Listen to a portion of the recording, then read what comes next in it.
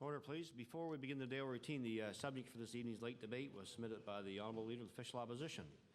Be resolved, this government and the Department of Labour has shown a lack of concern for workers, residents and their families by allowing the present labour dispute at group homes to drag on. Be debated this evening at 6 p.m. Begin the daily routine. Presenting reading petitions.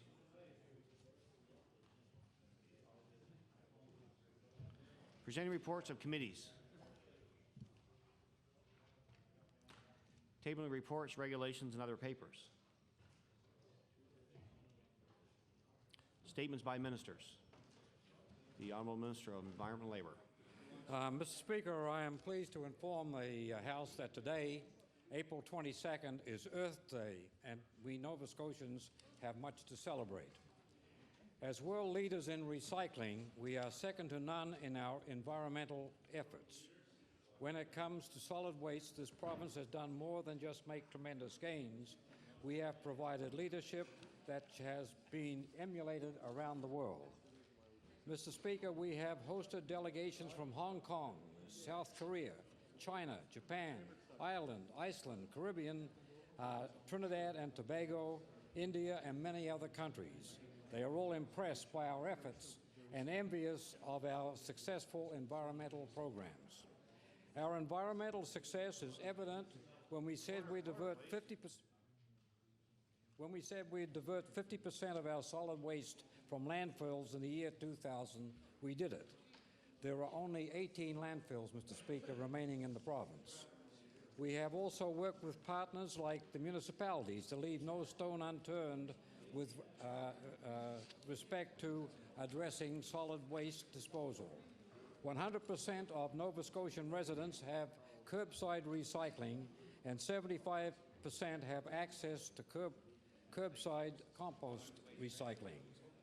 The benefits of a cleaner province are immeasurable. There is no more open burning of solid waste in Nova Scotia.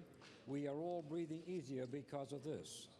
The environmental culture in this province also translates into economic growth.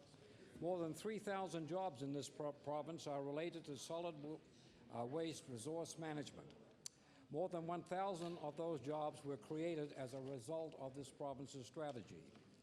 Our clean and beautiful province also attracts tourists to Nova Scotia.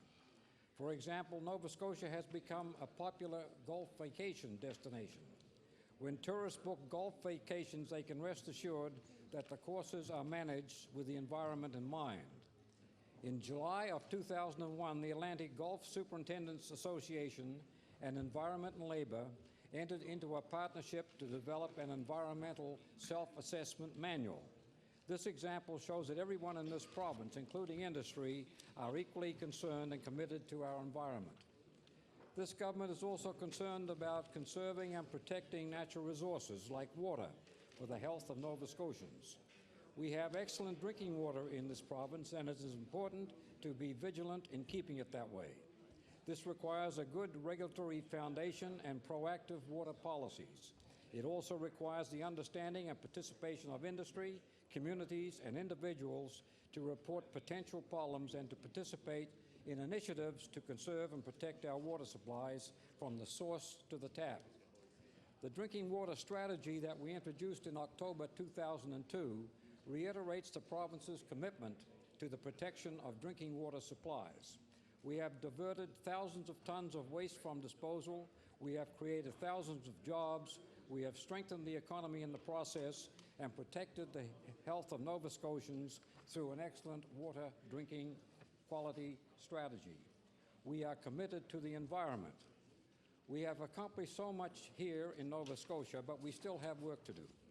We will continue to address those materials which require stewardship and further regulation in order that we can provide benefit to all. We will build on successful stewardships with newspaper organizations and the Atlantic Dairy Council and form new ones. One such stewardship that we hope to form shortly is with the electronics industry. Imagine a program, Mr. Speaker, which maximizes the skills of Nova Scotia's workforce and utilizes much of the local electronics materials as possible. Through such a stewardship, there could be spin-off industries refurbishing computers and electronics and providing materials for other manufacturers. This innovative approach to the environment will keep Nova Scotia on the forefront of sustainability.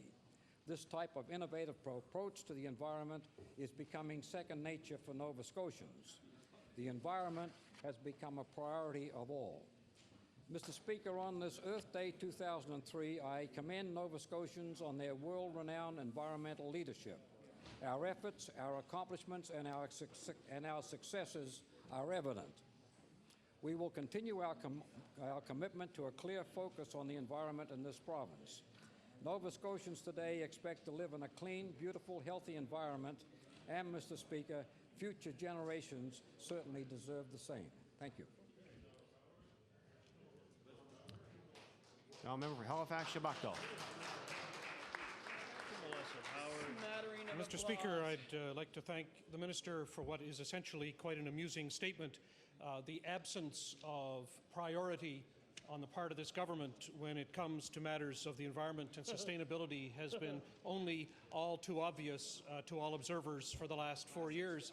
If I may start with one really pressing and dramatic example, it's the absence of the promised Green Plan. I think many observers will recall that it was one of the main promises of this government in its 1999 election campaign that by year 3 they would have had extensive public consultations with Nova Scotians and put in place a Green Plan.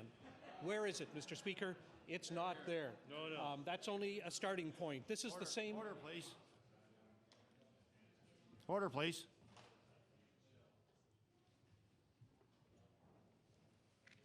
Now, member for Halifax, Shabakdal has the floor. Thank you, Mr. Speaker. The absence of the Green Plan is only one indicator of the fact that this government does not treat the environment as a priority. This is, let us recall, the same government that left the position of Minister of Environment vacant for a full year during the unfortunate illness of the incumbent. This indicates, again, the absence of priority when it comes to matters of sustainability and the environment for this government.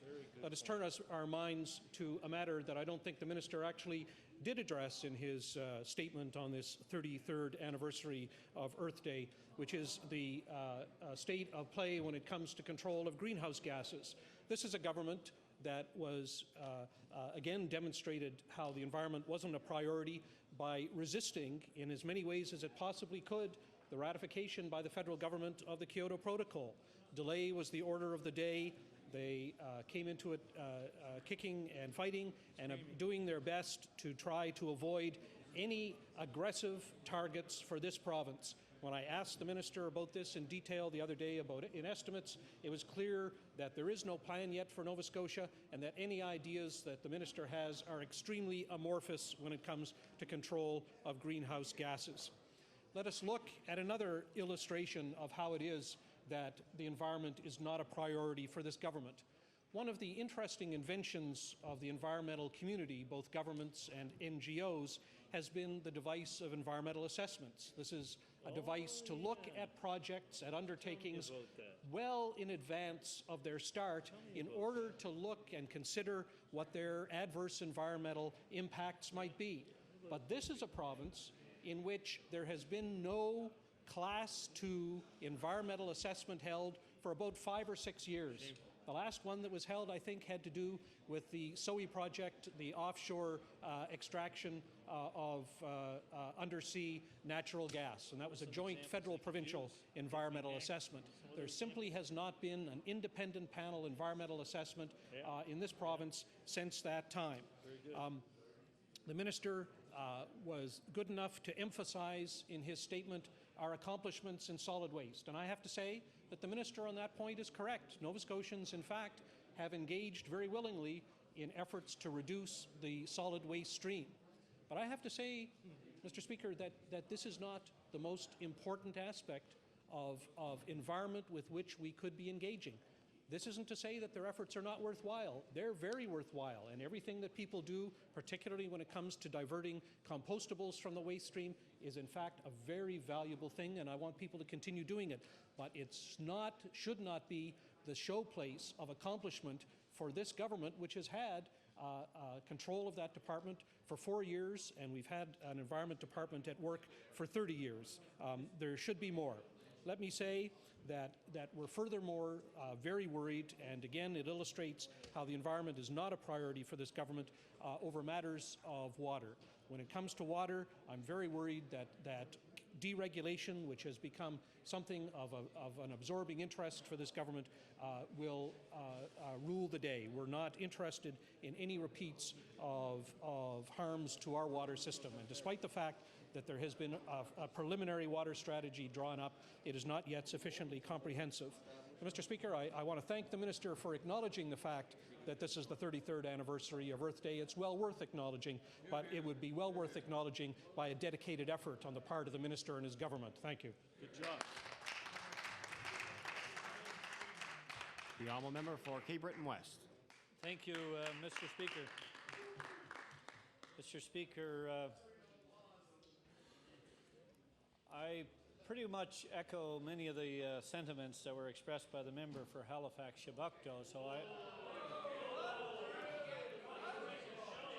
I want,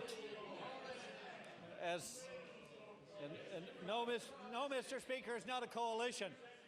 We saw what happened with the last coalition. We don't want any more of that.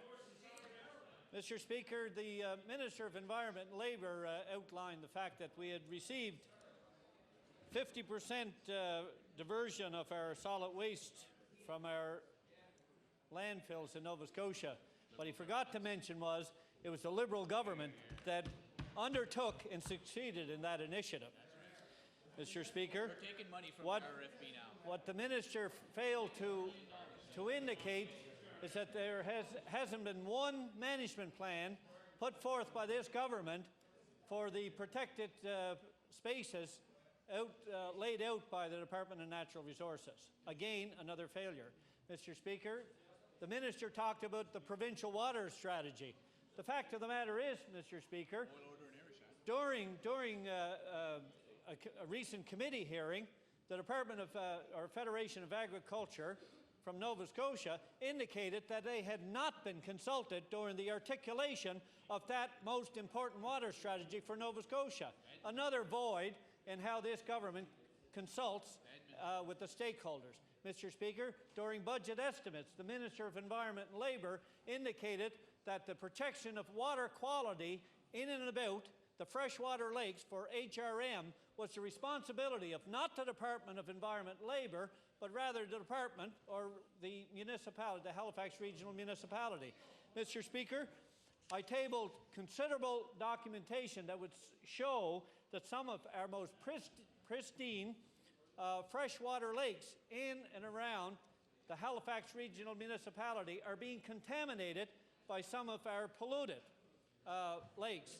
And I asked the Minister what was his responsibility and what was his undertaking going to be to address this matter. He said it was not their responsibility. They're only regulators, and it was the responsibility of the Halifax Regional Municipality. Mr. Speaker, last week the Minister of Environment and Labour stood in his place and he danced around the issue for the residents in and around Harrietsfield and Williamswood. Mr. Speaker, it wasn't until it became known that a Halifax regional councillor, one was contemplating on running on the Conservative ticket, that all of a sudden the lights went on at the Tory cabinet and the Tory caucus that, hey, we better put the brakes on and do something for these 900 families out in Harrietsfield. And Mr. Speaker, that's putting politics into the environment in Nova Scotia, which will come back to haunt not only this government, but many other community leaders in years to come, despite the fact, Mr. Speaker, that the experts recommended against this proposal going forth.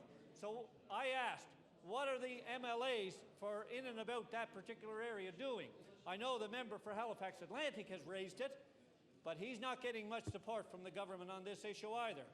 So, Mr. Speaker, I would ask the minister, rather than stand up and talk about Earth Day as being some kind of a caption that is the tenure and the ownership of this government, that they get off their duffs and they go out and they do something for the people of Nova Scotia. Stop with the cheap talk, go out, action speaks louder than words. Mr. Speaker, I would ask the minister to please help those residents out in Harrietsfield and stop playing politics with the health and safety of the people out in Harrietsfield and Hollingswood. Thank you, Mr. Speaker.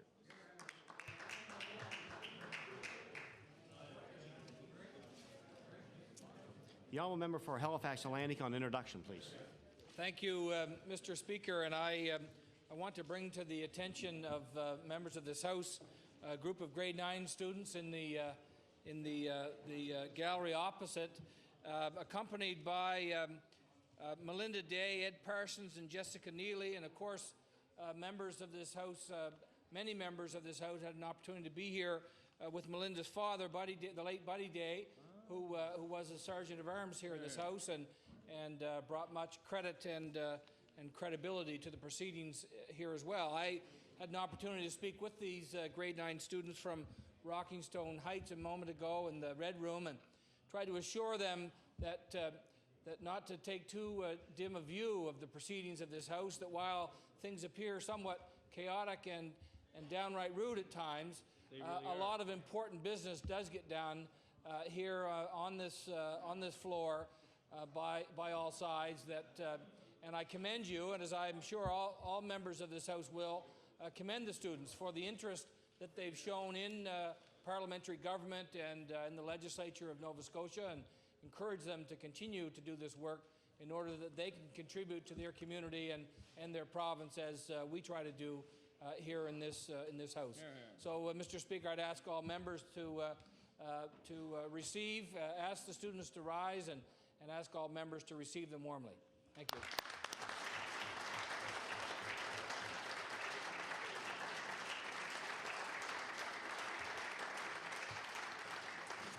Certainly welcome our special guests to the gallery today and hope they enjoy the proceedings. The honourable member for Richmond. Thank you, Speaker. On an introduction, it's my pleasure today to also introduce a special guest to the West Gallery here. It's a special constituent from the riding of Cape Breton West, who's the proud mother of 3 children, Marion, Sean, and Melissa.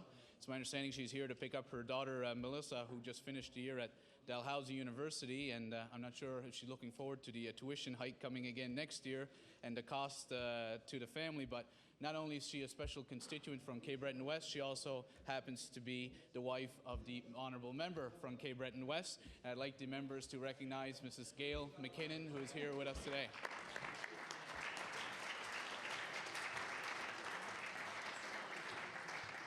Thank you. Certainly welcome Ms. McKinnon to the gallery today as well. Hope she enjoys proceedings. The Honourable Government House Leader. Yes, Mr. Speaker, I wonder if I could have the concurrence of the House to revert to the order of business, tabling reports, regulations, and other papers. Agreed? Tabling reports, regulations, and other papers. The Honourable Member for Pictou East. Thank you, Mr. Speaker. As Chairman of the Standing Committee on Resources, I beg leave to table the annual report of the committee on behalf of the committee members. The report is for the second session of the 58th General Assembly. Here, here. Report is tabled. Any further statements by ministers? Government notice of motion. The Honourable Minister of Sport and Recreation Commission. Thank you, Mr. Speaker. Mr. Speaker, I hereby give notice that on a future day I shall move the adoption of the following resolution. Whereas the Alpine Ski Nova Scotia's Disabled Skiing Division is dedicated to the promotion of skiing and snowboarding for persons with disabilities. Whereas one of the biggest challenges faced by the organization has been purchasing appropriate equipment. Whereas that challenge has been made easier with a $20,000 donation from Ronald McDonald's Children's Charities. Therefore, be it resolved that the members of this House acknowledge the good help provided by Ronald McDonald's Children's Charities and commend the Alpine Ski Nova Scotia's Disabled Skiing Division for working to ensure young skiers with disabilities have the chance to participate in the sport of their choice. And Mr. Speaker, I request waiver of notice. Request for waivers, it agreed? All those in favour say aye. Counterminded, nay. Motion is carried. Introduction of bills. The Honourable Member for Halifax Fairview. Thank you, Mr. Speaker. I beg leave to introduce a bill entitled An Act to Amend Chapter 293 of the Revised Statutes 1989, the Motor Vehicle Act, to enable the further restriction of the use of diesel engine enhanced braking systems.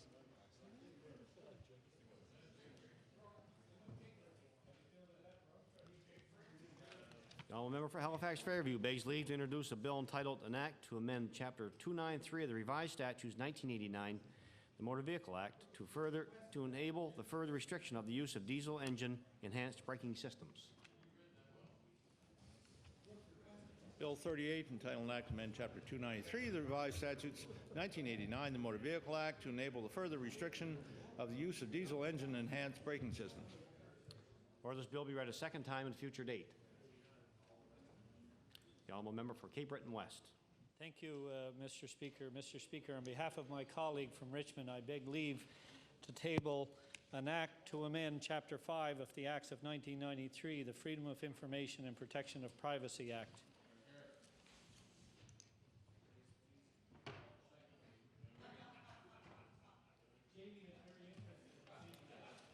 The honourable member begs leave to introduce a bill entitled an act to amend Chapter 5 of the Acts of 1993, the Freedom of Information and Protection of Privacy Act. Bill 39, entitled an act to amend Chapter 5 of the Acts of 1993, the Freedom of Information and Protection of Privacy Act. Or this bill be read a second time at a future date. Notice of motion. The honourable leader of the official opposition. Thank you, Mr. Speaker. I hereby give notice that on a future day I shall move the adoption of the following resolution. Whereas former Premier and former Dartmouth Mayor John Savage has served his community and this province with determination and principle. And whereas Nova Scotians learned today that Dr. Savage himself, that he is now entering palliative care. And whereas John Savage has faced his illness with the same determination and courage that won him the admiration of friends and opponents in his public life and community service. Therefore, be it resolved that this House notes with respect the strength of character that Dr. John Savage is demonstrating once again and conveys to him and his families that they continue to be in our thoughts and prayers. And Mr. Speaker, I would request waiver and pass without debate. Request for waivers is agreed. All those in favour say aye. Counterminded nay. Motion is carried. The honourable member for Cape Breton South. Mr. Speaker, I hereby give notice on a future day I shall move the adoption of the following resolution. Whereas the Premier has proven his inability to stick by his convictions when it comes to Sunday shopping, and whereas this is typical of a Premier who has flip-flopped on the debt, flip-flopped on health care, and flip-flopped on the issues of openness and accountability. And whereas the standing order today for this Premier is to promise everything and anything regardless of the cost.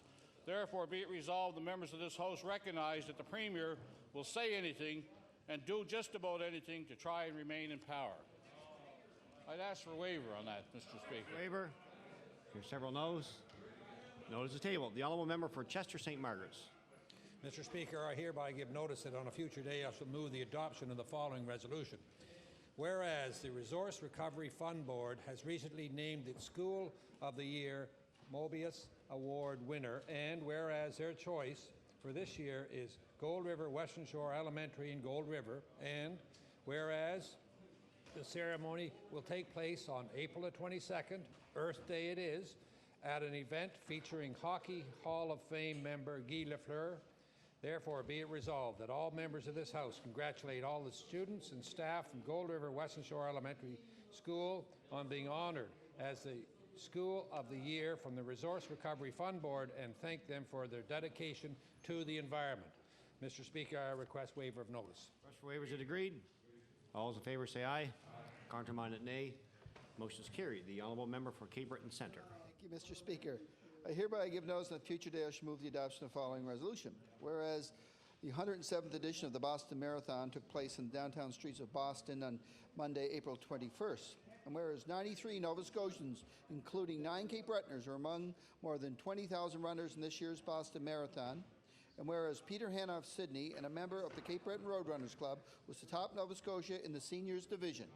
Therefore, be it resolved that the members of this House commend all 93 Nova Scotians who competed in this challenging marathon and extend congratulations to all the runners who finished the 42.2-kilometer race. I seek waiver, Mr. Speaker. Request for waivers is agreed. All those in favour say aye. Counterminded nay. Motion is carried. The honourable member for Clare. Thank you, Mr. Speaker. Mr. Speaker, I hereby give notice that on a future day I shall move the adoption of the following resolution. Whereas in recognition of excellence in international service and understanding, the United Nations Association in Canada presents an individual with the United Nations Peace Medal, and whereas earlier this year, former head of the Pearson Peacekeeping Centre, Alex Morrison of Granville Ferry, was awarded the 2002 United Nations Peace Medal, And whereas, as the first president of the Pearson Center, Mr. Morrison has worked to promote peacekeeping throughout the world and has continued conflict resolution training since leaving the center in the fall of 2001. Therefore, it be resolved that members of this legislature congratulate Mr. Morrison and recognize the contribution he has made. Mr. Speaker, I would ask for waiver, please. Question for waiver, is it agreed? All those in favor say aye. Contrary-minded, nay. Motion is carried. The honourable member for Kings North. Mr. Speaker, I hereby give notice that on a future day I shall move the adoption of the following resolution. Whereas in 1998, Ed Smith awoke to find himself paralyzed from the shoulders down after surviving a motor vehicle accident. And whereas instead of giving up, Mr. Smith fought to overcome immense odds with the hope of family and friends to return to his first love, writing. And whereas the book From Ashes of My Dreams is the inspirational tale of Ed Smith's adventures and misadventures during his 17 months of treatment after his accident. Therefore, be resolved that the members of this House join me in expressing our congratulations to Ed Smith on his inspirational book, From Ashes of My Dreams. Mr. Speaker, I request waiver. Question for waiver, is it agreed? All those in favor say aye. Contrary-minded, nay. Motion is carried. The honourable member for Halifax, Shabakdale. Thank you, Mr. Speaker. I hereby give notice that on a future day I shall move the adoption of the following resolution. Whereas this government is increasingly reneging on its responsibility to valued protected areas, and whereas, as an example, the residents of Chester have recently had to take over most of the responsibility for Card Lake Provincial Park in order to see it reopen. And whereas this government fails to realise that Nova Scotia's parks and protected areas provide key health, social and economic benefits, therefore be it resolved that on the occasion of Earth Day 2003, this House urges the Tory government to sit down with concerned groups and develop functional, long-term plans to ensure the future of parks and protected areas is secure. Mr. Speaker, I seek waiver of notice, passage without debate. Waiver is agreed. I hear a no. Notice is tabled. The honourable member for Cape Breton West. Thank you, Mr. Speaker. Mr. Speaker, I hereby give notice that on a future day I shall move the adoption of the following resolution. Whereas earlier this year, Governor General Adrian Clarkston presented the meritorious service decorations to both military and civilian recipients in recognition of an exceptional deed or activity that has improved the lives of others and brought honor to the community.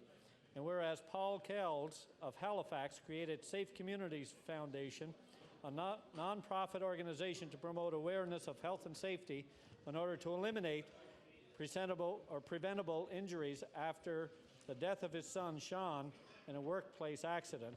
And whereas Mr. Kells is the only recipient from Atlantic Canada to receive the Civilian Meritorious Service Decoration in honor of his contributions to the community, therefore be it resolved, members of this legislature recognize the tremendous contributions made by Mr. Kells and congratulate him for receiving the Civilian Meritorious Service Decoration. Mr. Speaker, I would ask for a waiver of notice and passage without debate. Much waiver, is it agreed? All those in favor say aye.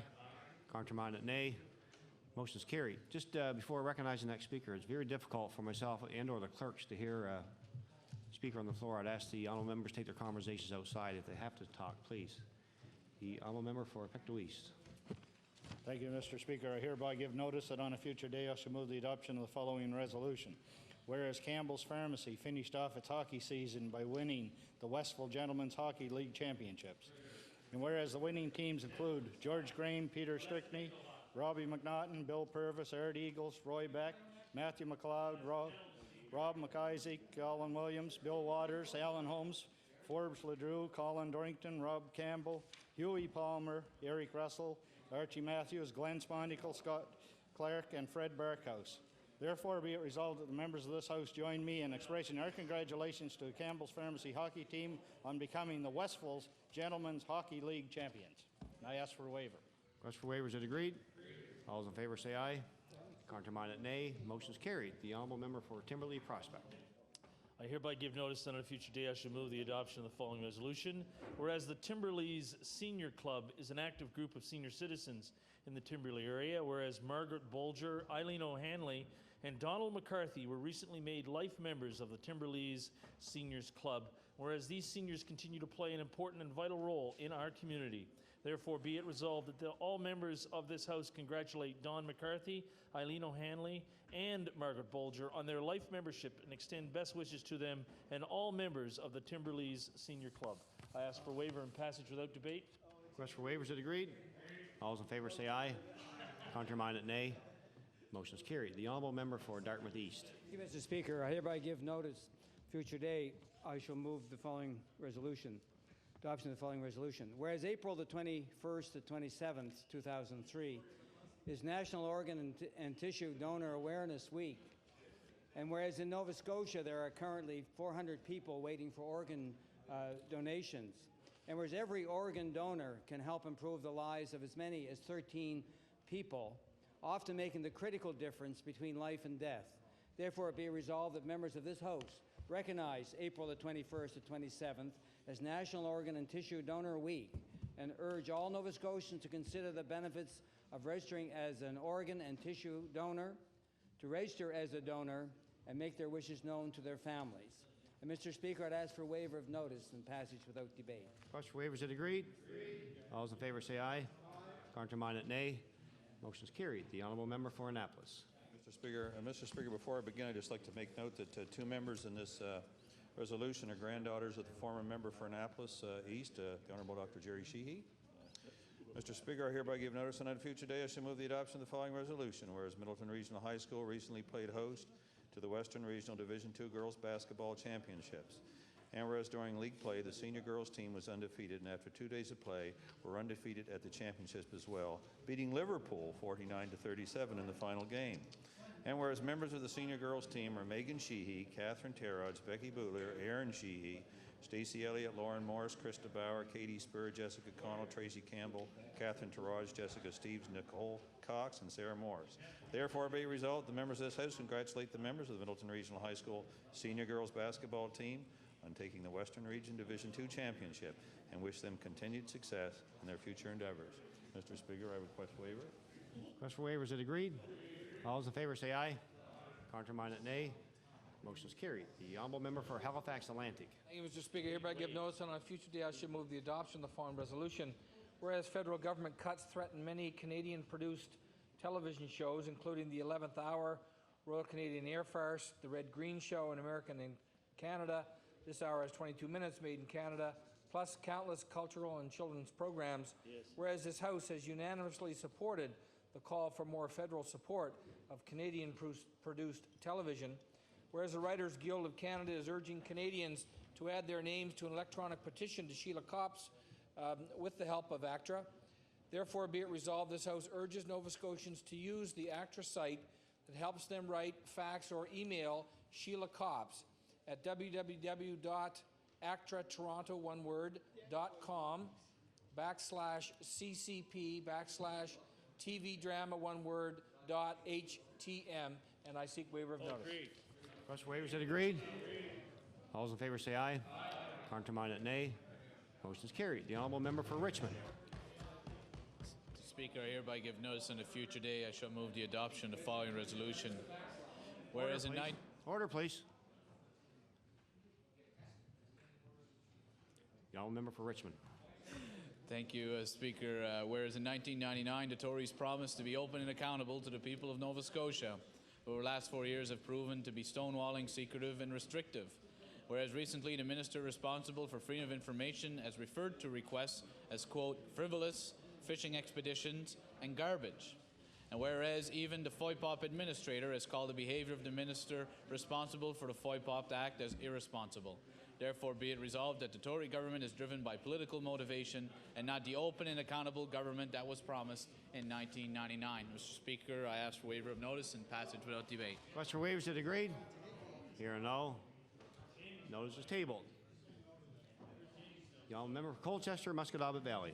Thank you, Mr. Speaker. I hereby give notice that on a future day I shall move the adoption of the following resolution. Yes. Whereas the Dean Maple Syrup Festival was held on Saturday, April the 12th, off of Highway 336 in beautiful Musquodoboit Valley region of Halifax County. And whereas the Dean Maple Syrup Festival involves a tour of maple woods, the sale of maple products, as well as pantry and craft tables. And whereas the Dean Maple Syrup Festival concluded again this year with some live entertainment for everyone, therefore be it resolved that, seems like the NDP know some of our entertainers, Mr. Speaker, Therefore, be it resolved that all members of this House congratulate the community volunteers and organizers of the 2003 Dean Maple Syrup Festival and wish them every success now and into the future. Mr. Speaker, I'd ask for waiver notice. Question for waiver is agreed. All those in favor say aye. Counterminded, nay. Motion is carried.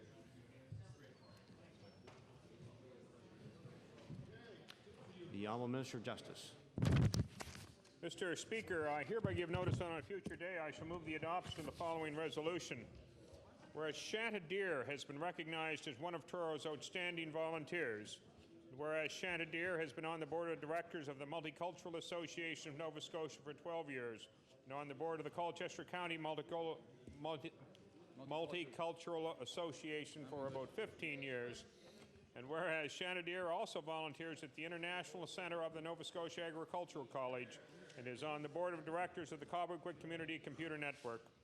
Therefore, be it resolved that all members of this House congratulate Chantideer on earning recognition as one of Troro's outstanding volunteers and thank her for donating many years of her time and talent for the betterment of her community and our province. And Mr. Speaker, I request waiver of notice. Question waiver is agreed. All those in favor say aye. Counterminded, nay. Motion is carried. The Honourable Minister of Tourism and Culture. Mr. Speaker, I hereby give notice on a future day I shall move the adoption of the following resolution. Whereas 284 Nova Scotians represented this province with pride at the 2003 Canada Winter Games in Bathurst, Hamilton, New Brunswick. And whereas 9 of our finest athletes won medals, many others achieved personal bests, and all of them had the experience of a lifetime at the Games. And whereas today we're honoring these athletes here at Province House along with the 18 volunteer mission staff who supported them and won the Claude Hardy Award for the best mission staff. Therefore, be it resolved that all members of this House congratulate all members of Team Nova Scotia on their impressive achievements at the 2003 Canada Winter Games. And Mr. Speaker, I request waiver of notice passes for the debate. Request for waiver is it agreed? All those in favor say aye. Counterminded, nay. Motion is carried. The Honourable Minister of Energy. Member Chester St. Margaret's. Thank you, Mr. Speaker. This is good-naturedly. I hereby give notice that good-naturedly on a future date I shall move the adoption of the following resolution.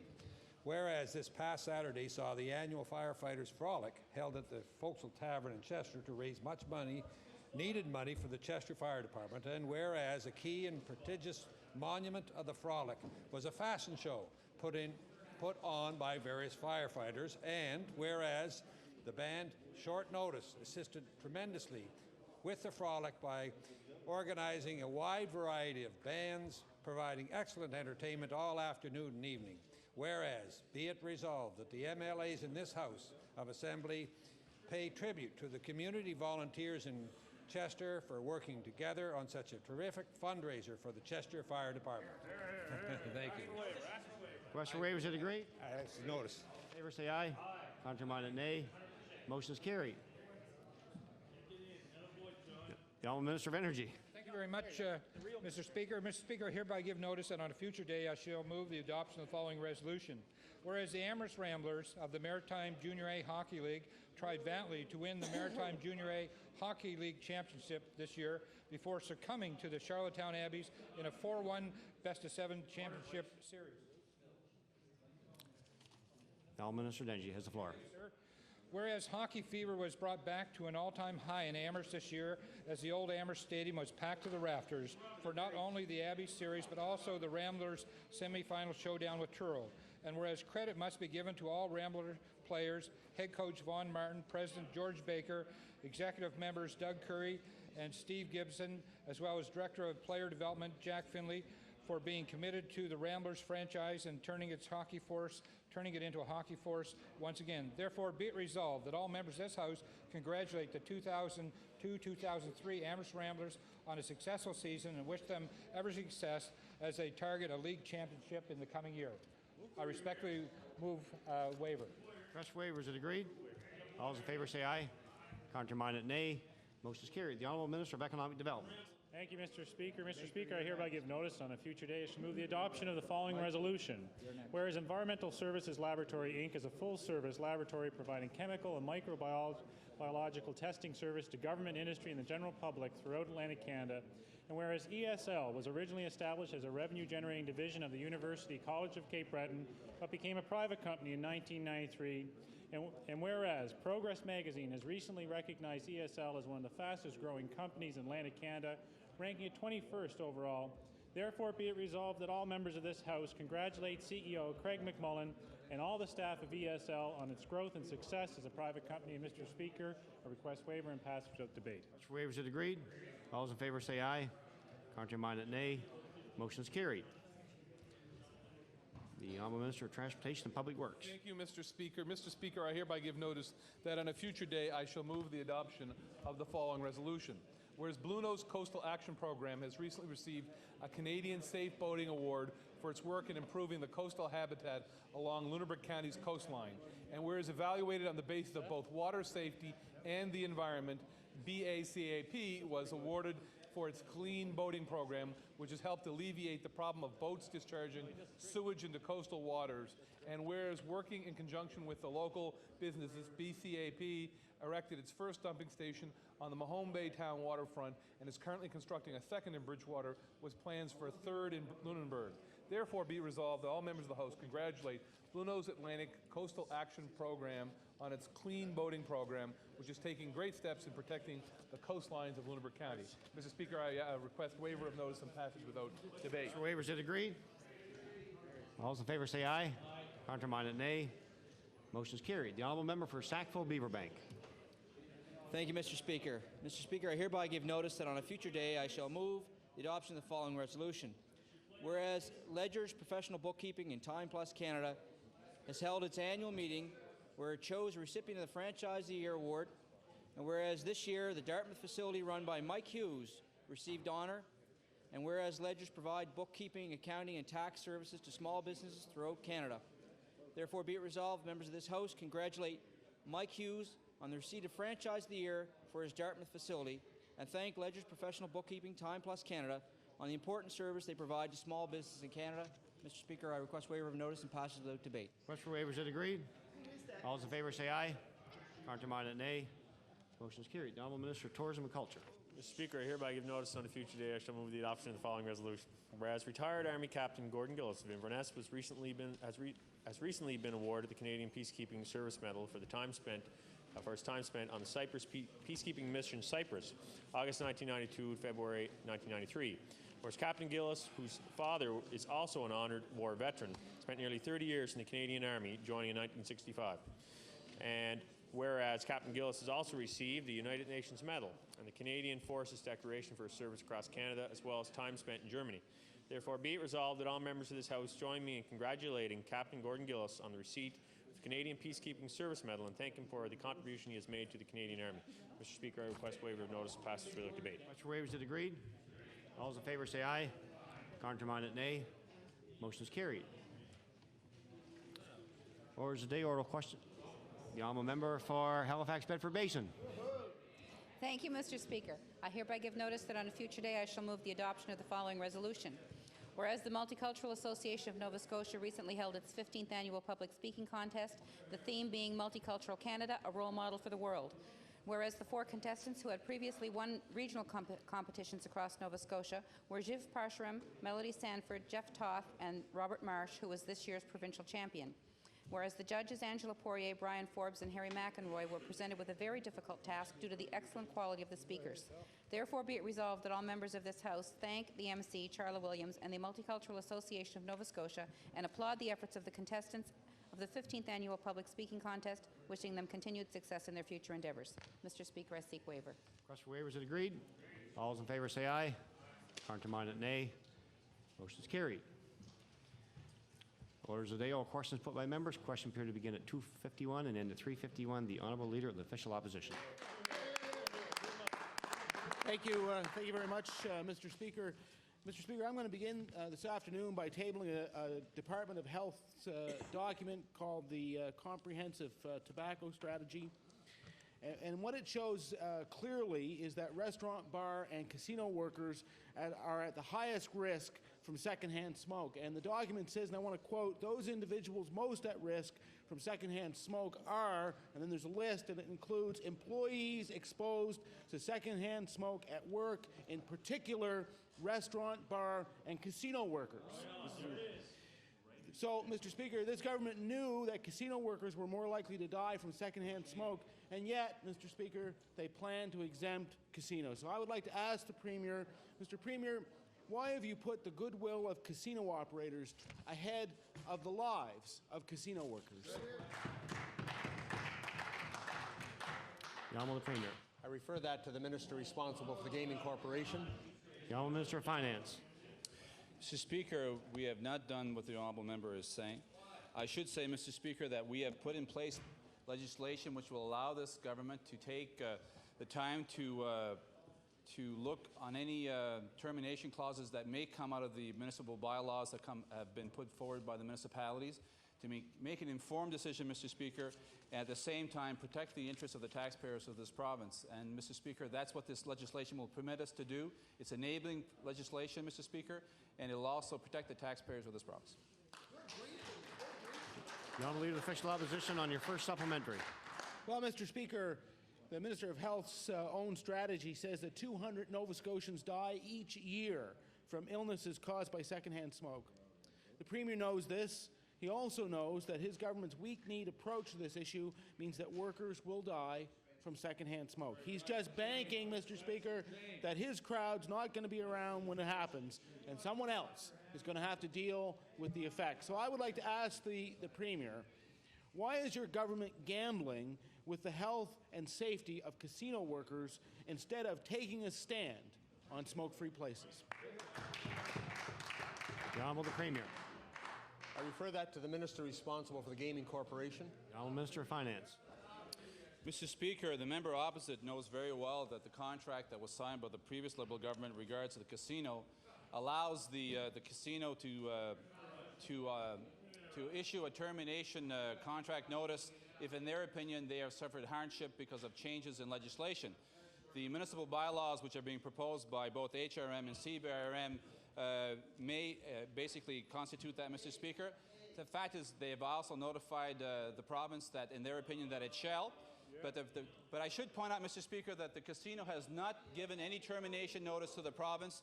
What we have passed this legislation for is to permit the province to react within 30 days if, in their opinion, any termination notice which comes forward is of a serious nature.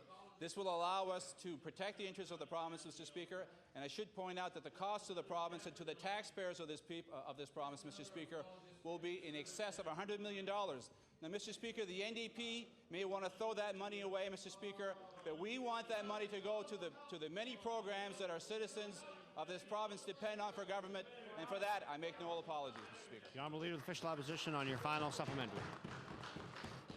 Mr. Speaker, it's time for the Premier to take ownership of this issue and show a little leadership, because his government continues to blow smoke when it comes to smoke-free places.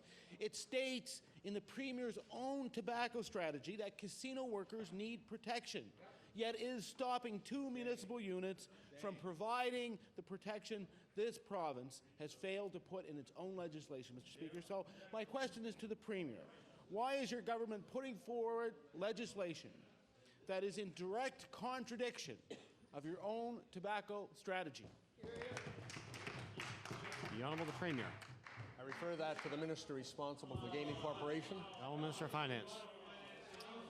Mr. Speaker, in regards of the casino and the fact that if they do put forward a termination notice to the province, Mr. Speaker, this legislation will allow us to react within the 30 days of the contract.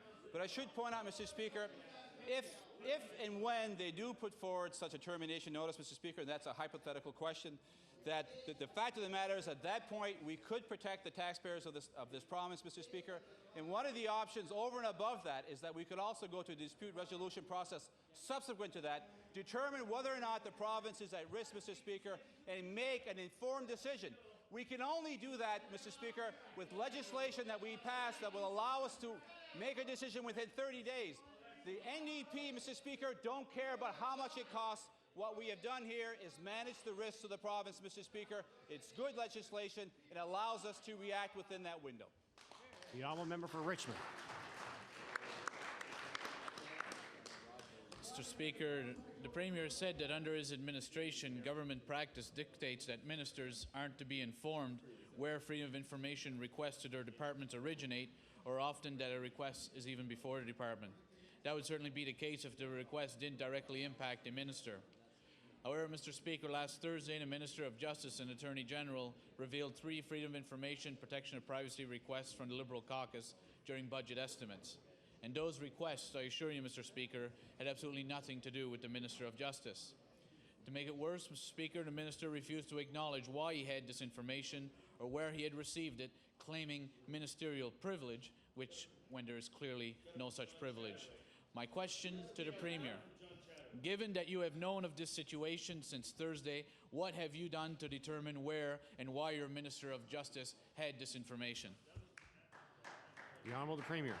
Thank you very much, Mr. Speaker. There's a very simple answer to this question. The reason that the Minister of Justice had the information is because that member told him. The Honourable Member for Richmond on your first supplementary. Mr. Speaker, the Premier knows that that is not true. In fact, if he is to read the answer from Supply, it will say here that the Minister said, ministers aren't supposed to know about freedom of information requests. However, now that you ask, I will give you 3 examples of frivolous requests. And I hope that your party wasn't responsible for these. He also goes on to say, quote, so don't tell me that there aren't frivolous requests coming from political parties. At no time was it said, Mr. Speaker, that this, or admitted by me, where these came from. The Minister, out of the hundreds of requests, just happened to know 3 requests that came from the Liberal caucus. Now, Mr. Speaker, only a Tory would believe such foolishness that is just by chance that he knew where those requests were coming from. Mr. Speaker, the Premier admitted that the ministers aren't supposed to know the origins of freedom of information requests. Given that, my question to the Premier is, does the Premier agree with the FOIPOP administrator that his Minister of Justice acted in an irresponsible manner in knowing the origin of Liberal requests for freedom of information? The Honourable the Premier. Thank you very much, Mr. Speaker. And the member opposite has read the very lines from Hansard that I would have read to the House, confirming that this minister has done nothing wrong. The Honourable Member for Richmond on your final supplementary. Well, Mr. Speaker, this was the same Premier who believed the member from Chester St. Margaret's had done nothing wrong until he ended up being out of cabinet. Order, please. Order, please. The Honourable Member for Richmond has the floor. Mr. Speaker, given that the current government was elected on a promise to be open, accountable, and give Nova Scotians greater participation in the public process, the Premier stated ministers aren't supposed to know who files requests, and the FOIPOP administrator has deemed the Attorney General's actions as being irresponsible. Further than that, the Minister and Attorney General went on to say that freedom of information requests are both fishing expeditions, frivolous, and garbage. My question to the Premier: does the Premier support his minister's statements that requests by the public for information from his government are to be deemed as nothing more than garbage? The Honourable Premier. Mr. Speaker, what I do support is the minister's conclusion that requests through the Freedom of Information and Protection of Privacy Act should be responsible. The Honourable Member for Halifax Needham. Thank you. Thank you. Mr. Speaker, Andrea Skinner worked for 7.5 years as a dealer at the Halifax Casino. Day in and day out, she worked 3 feet away from as many as 7 smokers at one time. In December, she'd had enough. She left the casino and later filed for employment insurance benefits. Her primary reason for leaving, Mr. Speaker, was secondhand smoke. Ms. Skinner was refused employment insurance because she did not have a doctor's note. She's appealing the decision, and she's just learned that the casino is sending a representative to the appeal board hearing. Mr. Speaker, I want to ask the Minister of Finance if he will tell Casino Nova Scotia to butt out of Ms. Skinner's EI appeal.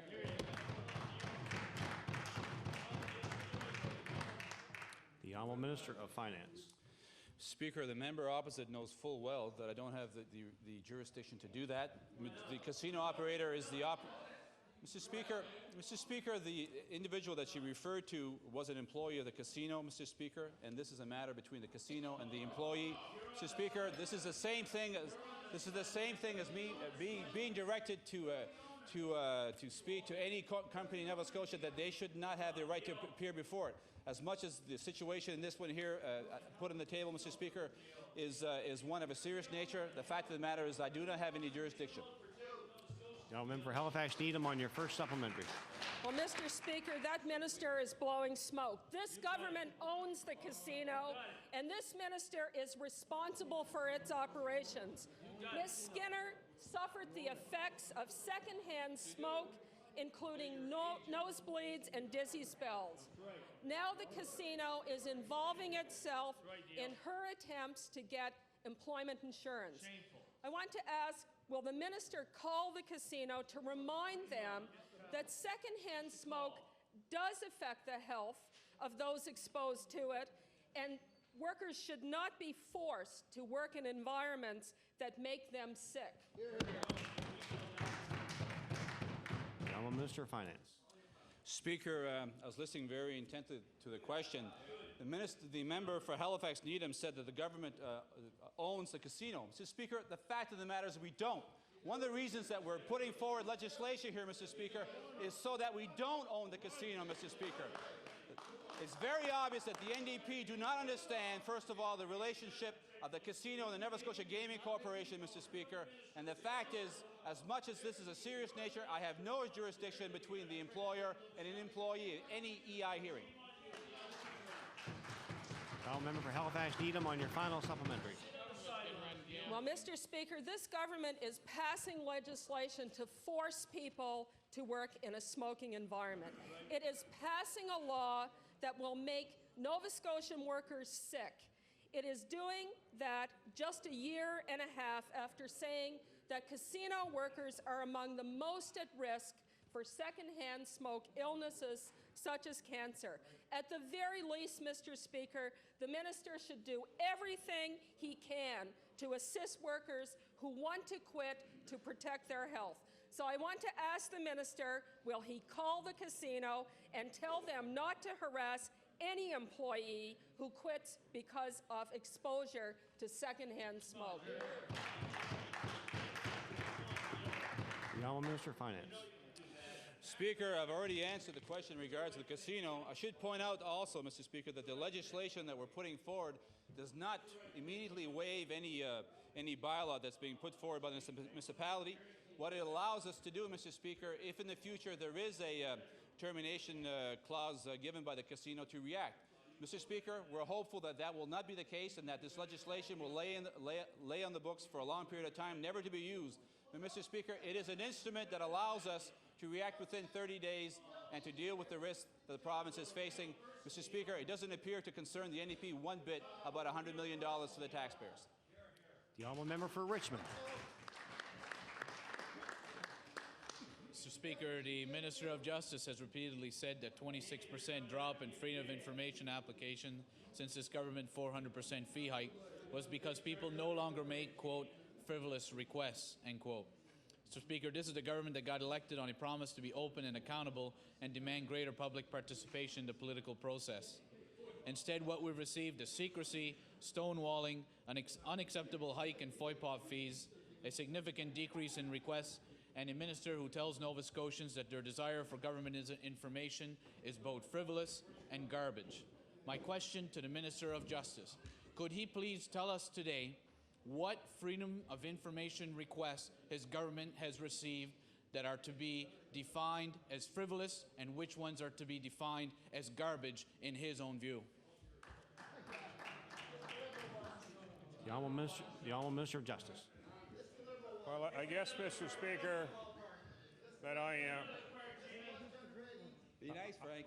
I'm on record as saying that three that I learned of last week I didn't think probably were in the best interests of the people of Nova Scotia. The Honourable Member for Richmond on your first supplementary.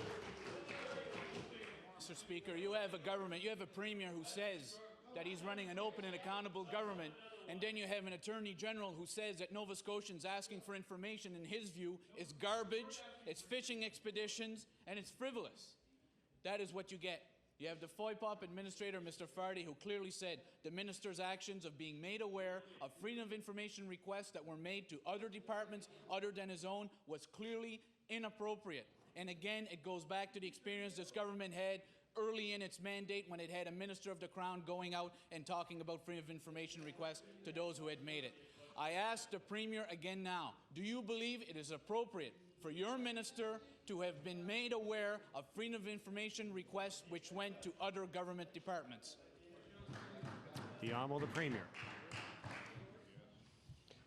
Thank you, Mr. Speaker, and I can assure the member from Richmond that all government ministers act in accordance with the clauses and the direction of the Freedom of Information and Protection of Privacy Act. The Honourable member for Richmond on your final supplementary. So obviously, Mr. Speaker, the rules that applied to the member from Chester St. Margaret's when he was in Cabinet don't apply to the Minister of Justice today. What we have is a government that says that they respect protection of privacy requests and freedom of information requests. Yet obviously what we see is that around the Tory coffee table and cabinet table, freedom of information requests are a part of the chit-chat which goes on, and ministers being made aware of requests which are going to other departments. This is a Premier who said that he would respect freedom of information requests. My final supplementary, the Minister of Justice has said that he was not made aware of any requests in his department since he has arrived there as Justice. Therefore, I ask the Minister, on what basis, sir, are you entitled to determine what requests should be considered frivolous and which ones should be determined as garbage, in your opinion? The Honourable Minister of Justice. Mr. Speaker, and I stand on my feet to correct something I said in committee the other day. I said I wasn't aware of freedom of information requests that had come into the Department of Justice, and that's not true because I got thinking on the way home that the Freedom of Information Administrator in our department, Bob Doherty, has been processing the Freedom of Information requests having to do with the institutional abuse cases, and on 2 occasions he's given me a summary of where we are in terms of the number of requests that have come in for that information. So, Mr. Speaker, I misspoke the other day. I did have that information from Mr. Doherty, but I have no idea who made the requests, other than I assume they were the individuals. So. Now, member Cape Breton Centre. Thank you, Mr. Speaker. Mr. Speaker, my question is to the Minister responsible for Sydney Casino. Since July 2002, Speaker, the Cape Breton Regional Municipality has a bylaw that required 75% of Sydney Casino to be smoke-free. CBRM inspectors inspect that casino very frequently, and they find them within compliance, Mr. Speaker.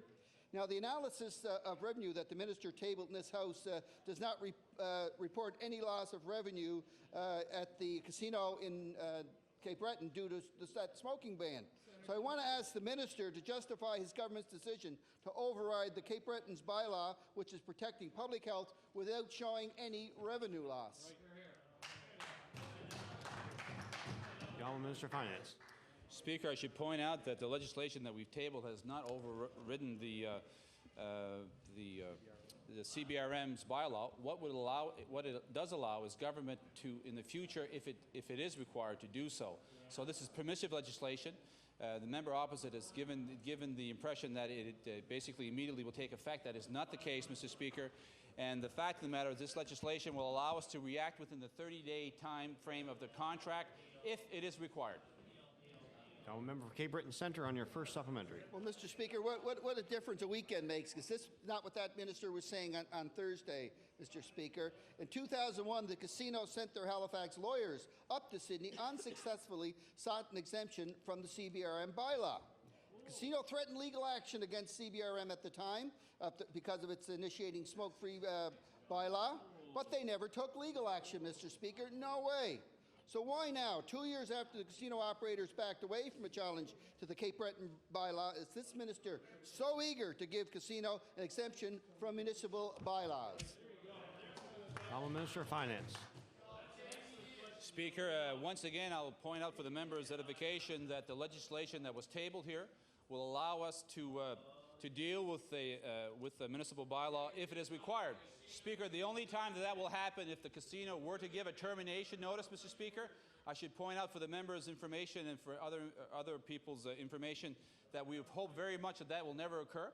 But what this legislation will allow us to do, Mr. Speaker, is to react within 30 days.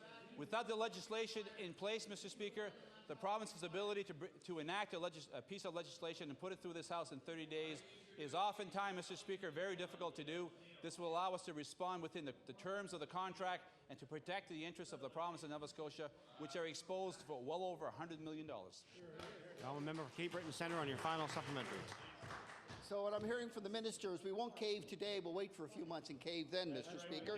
Mr. Speaker, Ralph Fisk's testimony revealed how the casino operators took advantage of the Liberal leadership race to gain the then Premier's interference and deal with the costs that cost Nova Scotians as much as $20 million. Once again, casino operators seem to be taking advantage of political uncertainty, and the Premier again seems to be ready to cave. They want a deal that threatens the health and the life of thousands of workers in this province that work at casinos. So I want to ask the minister once again, why won't you, minister, tell the casino operators to challenge the smoke-free bylaw in court as they promised, instead of doing their dirty work for them and giving them legislation? Honourable Minister of Finance. Mr. Speaker, as Minister responsible for Nova Scotia Gaming Corporation, one of the things that I inherited was the contract which was signed by the previous Liberal government. And Mr. Speaker, the so-called Bernie Boudreau clauses are in there. And those clauses, Mr. Speaker, state that if the casino were to suffer economic hardship from a change in legislation, and one of those definitions is also municipal bylaws, Mr. Speaker, the fact is that they may, and I should say they may, give a termination notice, which would basically mean that the province would have to buy the remainder of the casino, Mr. Speaker, and it also would mean that we would have to pay them from the profits from today to the end of the contract, Mr. Speaker, which is 2015.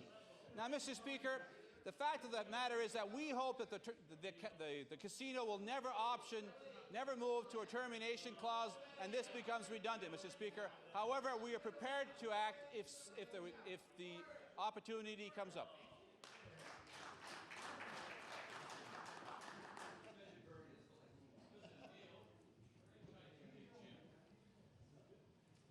The honourable member for Harbour-Eastern Passage. Thank you, Mr. Speaker. Mr. Speaker, my question is for the Premier. You know, Mr. Speaker, it truly must be an election year this year.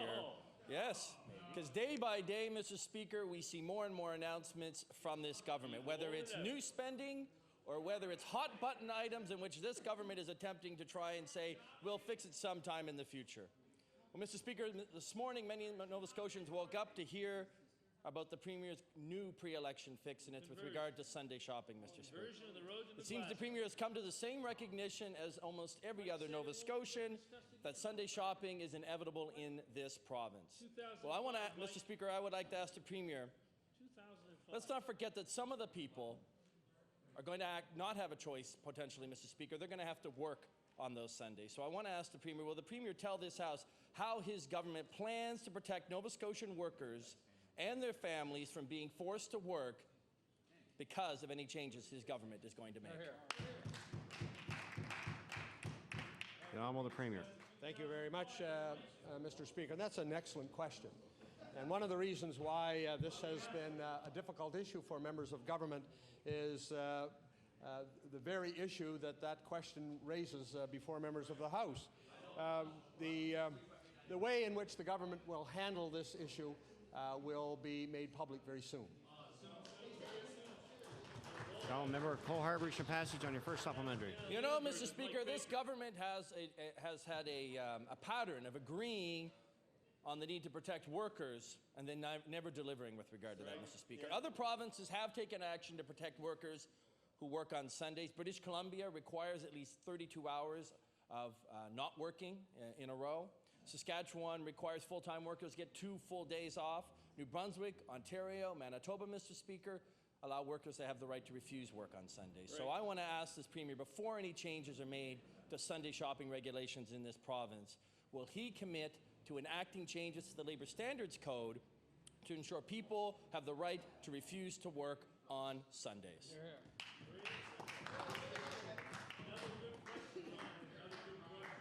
The Honourable Premier. Very seldom do I rise in my place and answer a hypothetical question. But the answer to that hypothetical question is yes. Honourable member Cole Harbour-Eastern Passage on your final supplementary. You know, Mr. Speaker, we heard in estimates from the Minister of Labour and Environment the other day saying there wouldn't be any changes to the Labour Standards Code in this session. So I'm hearing a couple of different answers. But, Mr. Speaker, anyone who's thought the issue through knows that you cannot have Sunday shopping appropriately unless you have protection, adequate protection for workers. Unfortunately, the only way workers usually get those protections, Mr. Speaker, is by putting pressure on this Tory government. So, Mr. Speaker, Nova Scotians shouldn't be forced to wait until after the election to find out what protections this government might be prepared to put in place for workers. Will this Premier spell out today what protections this government is willing to put in the Labour Standards Code to protect workers if Sunday shopping is allowed? The Honourable the Premier. Thank you very much, Mr. Speaker. And one of the commitments of this government will always be to look at responsible legislation that protects workers. And this issue will be no exception. The Honourable Member for Cape Breton South. Yes, Mr. Speaker, my question today is to the Premier. Mr. Speaker, Nova Scotians are once again wondering what this Premier won't say or do to get elected. The Premier has shed all pretense that he stands by his convictions with today's Sunday shopping flip-flop. Mr. Speaker, the Premier during the last election spoke of leadership and said, and I quote, "Important is the willingness to make tough decisions, the resolve to defend them publicly, and the conviction to see them through," close quote. And that quote was on June 24, 1999. Mr. Speaker, the Liberal position on Sunday shopping is clear, unlike the position of the NDP or the government. What is it today? What is it today? Mr. Speaker, Mr. Speaker, the Premier, Mr. Speaker, Mr. Order, Speaker, please. I knew that was... Order, please. Order, please.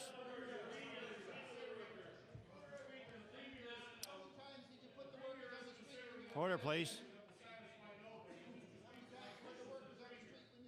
Order, please. There are some members who, for some reason today, are continually hollering and yelling louder than the member on the floor. And if it continues, we're going to have some empty seats. Y'all member Cape Breton South.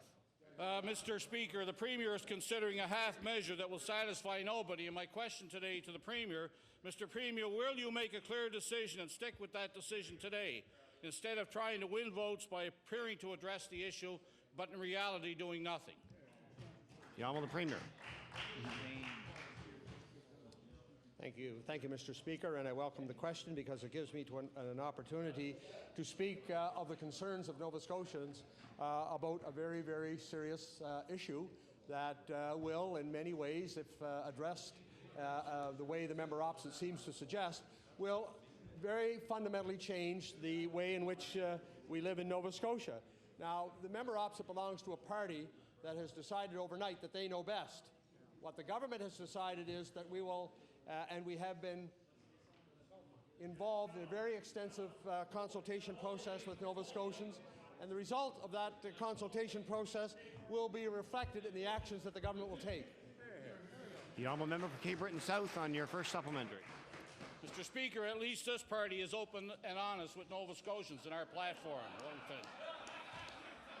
Mr. Speaker, I'm glad, Mr. Speaker, the Premier is finally allowing debate on the issue, but he hasn't answered the question.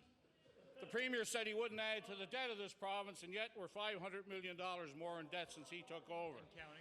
The Premier said, Mr. Speaker, that he believed $1.5 billion was enough for health, and now we are spending $2 billion. The Premier said he wouldn't cynically buy votes, and now he mails everybody a check on the eve of the election. The Premier said that he stands by convictions, but once again, Mr. Premier, allowing for Sunday shopping for half the year is another half-baked measure, just like the partial smoking ban. So my question to you again, Mr. Premier, my first supplementary, when did you lose respect for the intelligence of Nova Scotians by believing they could be bought by another half measure that really satisfies no one? The Honourable Premier. The preamble of the member opposite is filled with miscomprehension of what really is happening in the world in front of them. And I don't know where to begin in terms of responding to the member opposite, but I would like to read something to the member opposite, because the member opposite and the member from Richmond have continually confused the House about what the position of this government has been on debt. And I'd like to read from a document that has been tabled in this House many times, Mr. Speaker, the Blue Book. And I'm reading from page 18. And I hope the member from Richmond, as well as the member from Cape Breton South, is listening carefully. Page 18, the government will establish practical targets for reducing the provincial debt, which has increased by almost $3.6 billion during 6 years of Liberal government. We will establish those practical targets, Mr. Speaker, like we told the people in 1999, and we will establish those targets before we go to the people in 2003.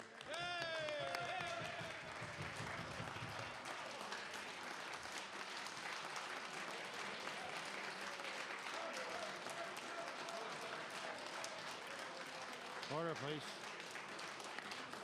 The honourable member Cape Breton South on your final supplementary. Mr. Speaker, I remind this Premier, Mr. Speaker, I remind this Premier that it was he who said that the debt of this province would not increase under his watch, and he broke that promise. It was that Premier who said there'll be no tax increase in this province, and he broke that promise. So don't you lecture us about tax increases in this province, Mr. Premier. Mr. Speaker, this Premier would have us think that he believes in everything, while at the same time believing in nothing. Voters aren't buying, Mr. Speaker. They're not buying what this Premier is saying. They are not buying one bit about the misleading statements that this Premier has wasted on Nova Scotians over the past 3 years. My final supplementary, Mr. Speaker, why won't the Premier of the province start developing policies that mean something to Nova Scotians in trying to stick-handle his way through the next election? The Honourable Premier.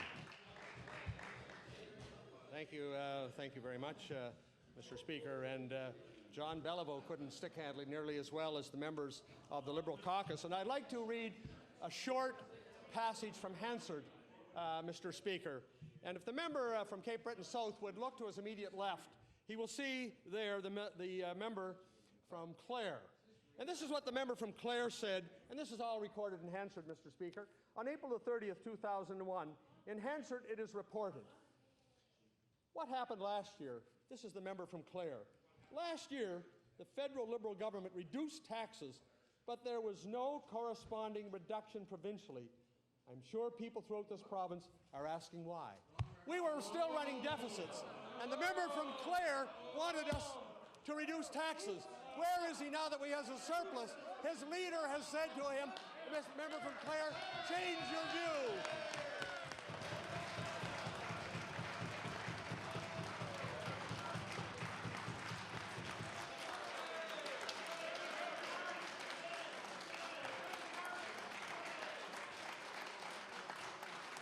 Order, please.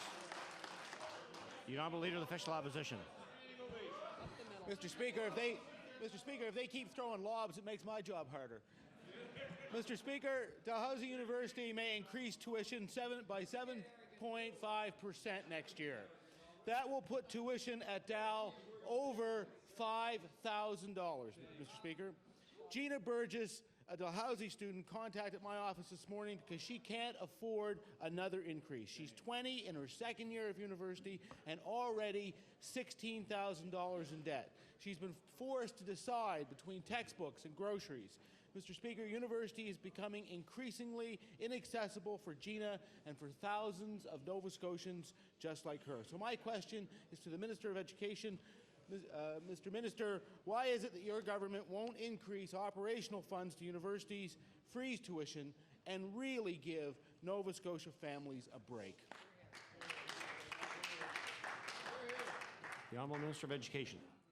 Thank you very much, Mr. Speaker. We have, in fact, increased operating funds to universities by an amount of $6 million this year, which they are able to use.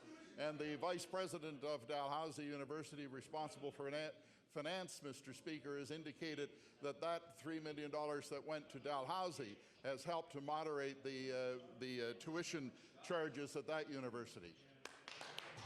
The Honourable Leader of the Official Opposition on your first supplementary. Mr. Speaker, apparently moderation means 7.5% increase. We are dealing, Mr. Speaker, with a government that continues to break its promises. In the Blue Book, Premier John Ham said we must ensure our young people have full access to higher education without having to mortgage their futures. Yet the Premier froze funding to universities and cancelled the loan remission program. A recent Statistics Canada survey says 72% of high school students who choose not to go on to post-secondary education cited money as the major reason. So my question to the minister is this: what will it take for your government to ensure that everyone can have access to post-secondary education? The Honourable Minister of Education. Thank you very much, Mr. Speaker, and I can also remind the honourable member, Mr. Speaker, and other members of the House that the loan remission program which we have brought forward will allow those students affected to get as much as 40% or more than 40% assistance with respect to their loan remission. The Honourable Leader of the Official Opposition on your final supplementary. Well, Mr. Minister, Mr. Speaker, what the minister doesn't say is that they canceled the loan remission program throughout their tenure. The worst thing that happened to students since the Liberals did away with the needs-based grants, Mr. Speaker.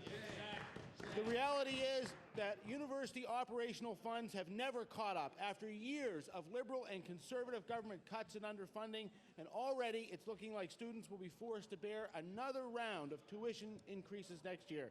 So my question for the minister is this: when will your government realize that making post-secondary education inaccessible will damage the future of this province? The Honourable Minister of Education. Mr. Speaker, we have in fact, by adding to the operating funds of the universities, assisted them greatly by an amount of $6 million. Our loan remission program in the amount of $5.1 million, Mr. Speaker, will assist up to 9,000 students to retire up to 40% of their debt when they graduate from university. That, Mr. Speaker, is an extremely effective program. The Honourable Member for Cape Breton Centre. Thank you, Mr. Speaker. Speaker, my question is for the Minister of Health. Surgical cancellations continue to be a problem in several districts, health authorities in this province, Mr. Speaker. In Cape Breton in particular, for example, several surgeries are cancelled each month due to a lack of time, emergency bumping, planned procedures, lack of beds, and of course, equipment failure, Mr. Speaker. The hardest hit facilities are the regional facilities, Mr. Speaker. So I want to ask the minister, when will you, Minister, admit that cuts to rural hospitals are having a serious impact on patient care at regional facilities? The Honourable Minister of Health. Thank you very much, Mr. Speaker. And Mr. Speaker, if the member opposite is referring to a particular situation, I'd be glad to look into it. But Mr. Speaker, while we regret cancellations of surgeries and waiting lists, they do happen. They do happen because priority events do occur, accidents do occur, more acute cases come to the attention of the surgeons, and it's not only in rural hospitals that are so-called regional facilities, but the same thing happens here at the QE2, the same thing happens across the country. And while we regret it, it is not a situation we can promise to end. Thank you very much, Mr. Speaker. Member Cape Breton Centre on your first supplementary. Well, what some of the minister has said is correct, Mr. Speaker. The problem is growing under their administration. Patients arrive for expected surgery, go through the uncomfortable preparation for that operation, and at the last minute find out there is no bed available at all. Now, patients are telling us that it happened to them more than once, more than on one occasion, Mr. Speaker. So I ask the Minister of Health, how can you continue to ignore the downward spiral that health has taken under your watch and the watch of your Premier? The Honourable Minister of Health. Thank you, Mr. Speaker. And although we do regret, the inconvenience, perhaps the lost travel time, and some of the heartache for patients who are waiting for surgery, Mr. Speaker, what we've managed to do since we were elected is stabilize the healthcare system. Mr. Speaker, we are providing multi-year funding, exclusive of salaries, which we will also be producing. And Mr. Speaker, on the contrary, I would argue that the situation in healthcare in Nova Scotia is improving and is not in the kind of uproar it was in when we came to power. Thank you very much, Mr. Speaker. The honourable member for Cape Breton Centre on your final supplementary. Thank you, Mr. Speaker. Mr. Speaker, in 2002, the average percentage of surgeries cancelled in the Cape Breton DHA due facility problems was 56%. DHAs are operating with a zero margin of error, Mr. Speaker, unable to accommodate longer procedures and emergencies without sending patients packing without their necessary care and treatment they expected to receive. So, Mr. Speaker, I want to ask this Minister of Health, why is she satisfied to see half the surgeries in Cape Breton cancelled because the hospital couldn't handle demand because of lack of funding? The honourable Minister of Health. Thank you, Mr. Speaker. And Mr. Speaker, I'd like to have a look at those numbers. They're certainly not the same numbers I have. But Mr. Speaker, again, no health minister is going to be pleased that surgeries have to be cancelled. On the other hand, Mr. Speaker, that is a reality of our healthcare system, because a lot of surgeries, particularly elective surgeries, do have to be cancelled when more urgent cases become known. Thank you very much, Mr. Speaker. The honourable member for Dartmouth East. Thank you, Mr. Speaker. My question to Minister of Health Promotion, the minister says that he's committed to improving the health of Nova Scotians, but the fact remains his commitment remains insufficient to address the health needs of the province. 2 weeks ago, I asked him what new incentives his office plans to support to use the Health Promotion Office in creating better health for Nova Scotians. On listing new incentives he said he would support, the minister could only name one. My question, if the minister is concerned, can the minister please tell this House today what other initiatives his office will fund that would put health in the Office of Health Promotion? The honourable Minister of Health Promotion.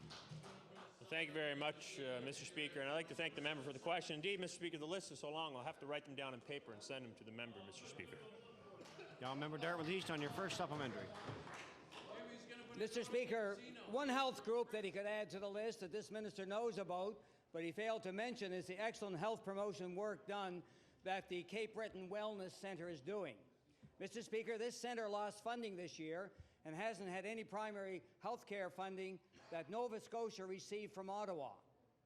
While the Cape Breton Wellness Centre requires about $300,000 in core funding to continue providing health promotion in Cape Breton, this government, which has taken millions in tobacco taxes, isn't providing the centre with funding, Mr. Speaker. My question to the minister, will the minister commit to providing the centre with core operational funding for the coming year from the additional revenue taken in from tobacco and other taxes? The honourable Minister of Health Promotion. Thank you very much, Mr. Speaker. And the additional revenue with respect to tobacco, Mr. Speaker, will be going towards cessation aids, Mr. Speaker. The honourable member for Dartmouth East on your final supplementary. Mr. Speaker, the Cape Breton Wellness Centre is widely recognized as a leader in primary health care and population areas directly right across this country. In fact, in March of 2002, the centre was awarded a leadership award by the Maritime Centre of Excellence for Women's Health for their work done. What is disappointing is that while the centre has requested a meeting with the minister to discuss funding, this minister and this government, Mr. Speaker, has done nothing. If this minister is concerned, and this is my question, if this minister is concerned with health promotion in this province, he says he is, can he then explain why he hasn't met with the centre staff to discuss the support that they need? The honourable Minister of Health Promotion. Thank you very much, Mr. Speaker. And I certainly have no problem meeting with any group, Mr. Speaker, with respect to wellness and health promotion in this province. Indeed, Mr. Speaker, I will be in Cape Breton with respect to the DHA at a wellness weekend in a couple of short weeks. And Mr. Speaker, perhaps I'll have the opportunity to speak with them at that point or hopefully before. The honourable member Cole Harbour for passage. Thank you, Mr. Speaker. My question is for the Minister of Justice. Mr. Speaker, last Friday to be specific, during questioning and estimates, the Justice Minister made a frightening admission. He said that he did not know that the Department of Justice allowed for sexual offenses to be diverted away from prosecution to the adult diversion program. After further questioning, Mr. Speaker, he said that prosecutors have discretion to divert, quote-unquote, serious offenses, and that minor offenses can routinely be sent to diversion. and that he's comfortable with those prosecutors being able to act in the victim's best interest. So my question to the Minister of Justice, can the Minister of Justice explain to us today what the difference is between a minor sexual offense and a serious sexual offense? The Honourable Minister of Justice. Mr. Speaker, I missed part of the whereases in that particular question because my memory would not match up with what I heard in a couple of cases. But, Mr. Speaker, I don't determine what is a minor and what is a major sexual offense. We have people who are trained in the law that make that distinction. I don't.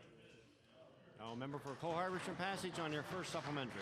You know, Mr. Speaker, the last time I heard, the Minister of Justice is the Attorney General for this province, and that makes him the lead lawyer or the lead legal person in this province, and he has staff who's there to actually give him that advice. Mr. Speaker, few of us are able to understand the trauma that a victim of sexual assault will have to go through if forced to come face to face with their assailant through the adult diversion program. And even more important, Mr. Speaker, this minister's own government recognizes that it's inappropriate for that face-to-face dealing with an assailant because for youth restorative justice matter, they have a moratorium that prevents sexual offenses from being diverted. So my question is, when will this government remove the threat of re-victimization in sexual assault cases by eliminating diversion for sexual offenses? The Honourable Minister of Justice. Mr. Speaker, the issue of diversion, these charges come under the federal government, and I know that the honourable member does know that. The diversion program is part of the process that is currently in place for a wide variety of offenses. You know, I don't think sexual offenses are the majority of cases in which diversion would come into play. Mr. Speaker, all laws are under review from time to time, and as all sentences, and that will be reviewed the same as any other particular statute. The honourable member for Cole Harbour Passage on your final supplementary. Thank you, Mr. Speaker. Maybe I have to spell this out a little more clearly. The minister has an independent public prosecution service in which he can issue directions to, Mr. Speaker, specifically preventing them from diverting sexual offenses, either minor or serious, or however you want to define them, and that they all have to be prosecuted. So my question quite simply to the Minister of Justice is, when will he take the steps to impose a directive on the Public Prosecution Service to ensure that sexual offenses are never diverted and they are fully prosecuted? The Honourable Minister of Justice. I think the honourable member, Mr. Speaker, made a key point when he indicated the Public Prosecution Service is independent, and Nova Scotia was the first province in Canada to have an independent public prosecution service.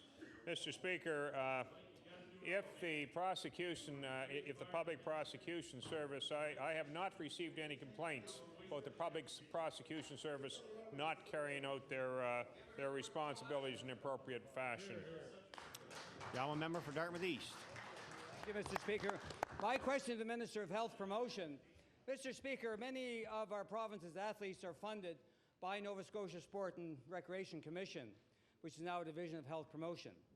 Just a few weeks ago, and even today, again today, Mr. Speaker, we heard the Minister of Health Promotion, the honourable member from Inverness, speak proudly of Nova Scotia's athletes who give their best at national and international sports competitions. My question, will the minister indicate whether his office is committed to ensuring that our athletes will receive the proper funding so they can continue to represent our province? The Honourable Minister of Health Promotion. Well, thank you very much, Mr. Speaker. Very timely question as well, Mr. Speaker. I'd like to thank the member. Mr. Speaker, what I can assure the member is that this government makes a commitment each and every year, and I can give you an example of the Canada Games of $160,000 since 1996, Mr. Speaker. I can assure you, Mr. Speaker, that we will continue to do all we can with respect to our athletes, whether it's through the elite athletes assistance, whatever measures we have at our disposal, Mr. Speaker. I can also assure you, in a conversation I had this morning with an individual very much involved, and they talk about it's not just about the money, it's about the pride of representing their province, Mr. Speaker, and we very much appreciate all that they do for our province, Mr. Speaker. The honourable member for Dartmouth East on your first supplementary. It's no lack of the athletes appreciating, it's the appreciation of the government toward the athletes. That's the issue, Mr. Speaker. It's interesting to hear the minister's comments here today about his commitment to our athletes, and since many athletes continue to be seriously underfunded. And it is an issue.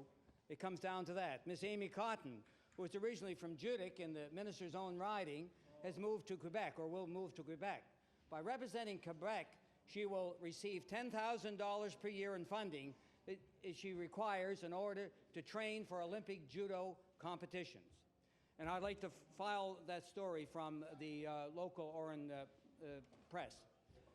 So, Mr. Speaker, Ms. Cotton had made a request to the Nova Scotian government for funding, but the response was to offer her $9,000 over 4 years based on continued high-level performance.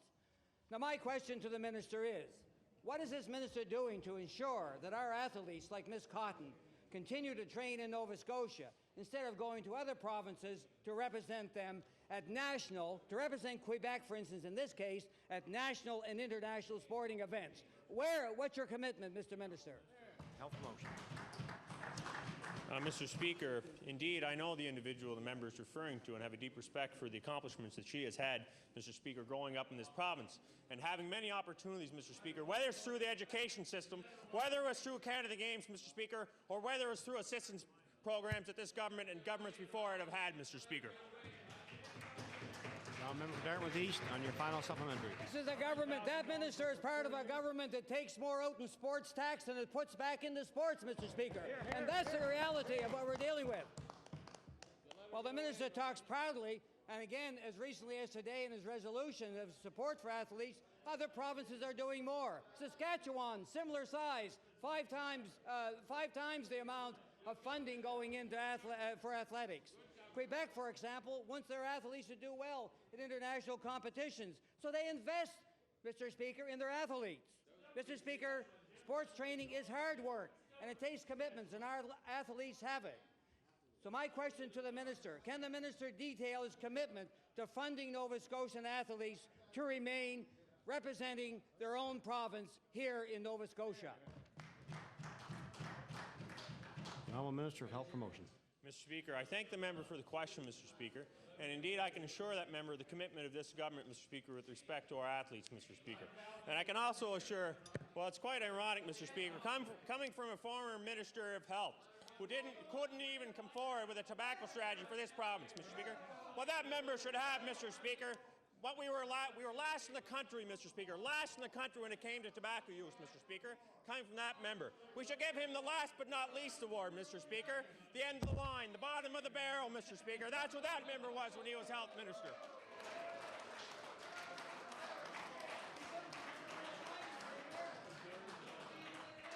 The Honourable Member for Dartmouth North.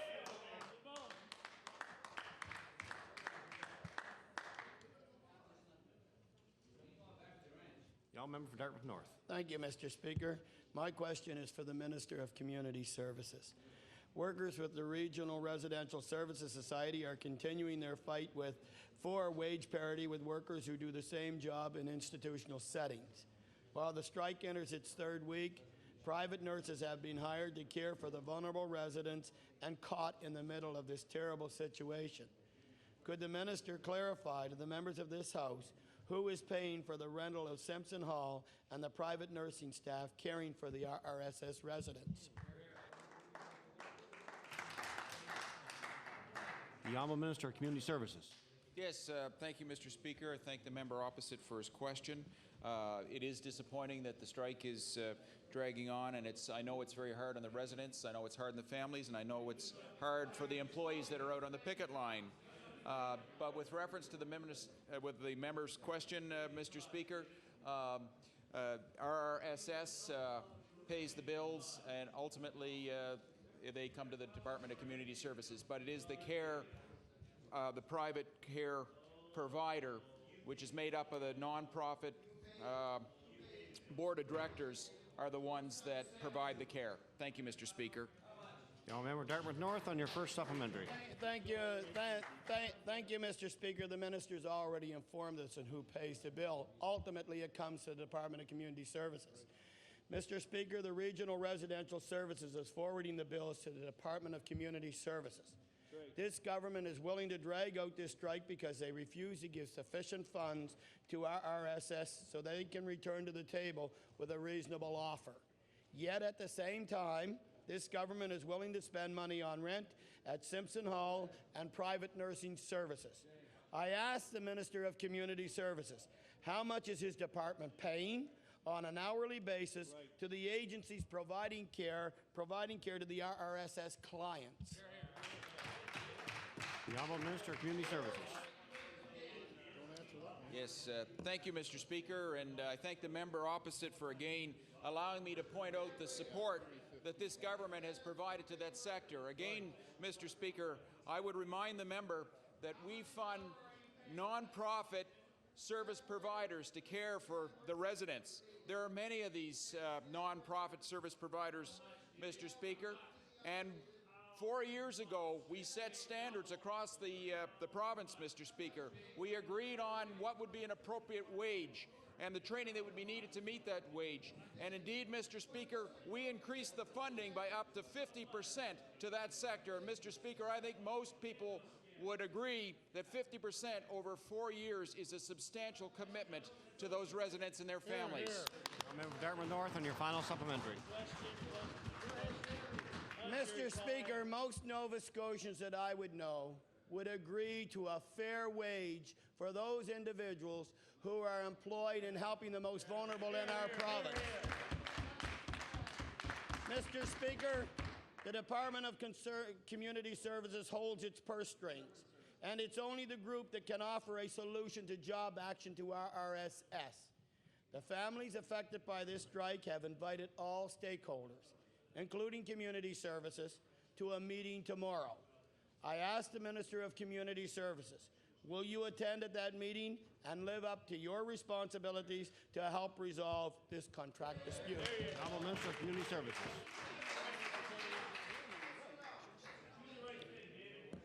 Yes, thank you, Mr. Speaker, and I thank the member opposite for again allowing me to point out that across the province, we brought geographic wage equity. We set the standards. We invested $28 million, Mr. Speaker, to bring this about. And it was agreed that for the training that was required for this, $13.70 an hour was a fair wage. Mr. Speaker, I would suggest that not only did the department fund... The Honourable Minister of Community Services. Thank you, Mr. Speaker. Do you want me to start again? Not only did we fund the $13.70 an increment, Mr. Speaker, we put a pension plan on the table and we enhanced the department's contribution towards the cost of their group plan. Mr. Speaker, this government recognizes the importance of the care for those residents and their families, and we will continue to do so. Thank you, Mr. Speaker. The Honourable Member for Clare. Thank you, Mr. Speaker. I have a question for the Minister of Community Services.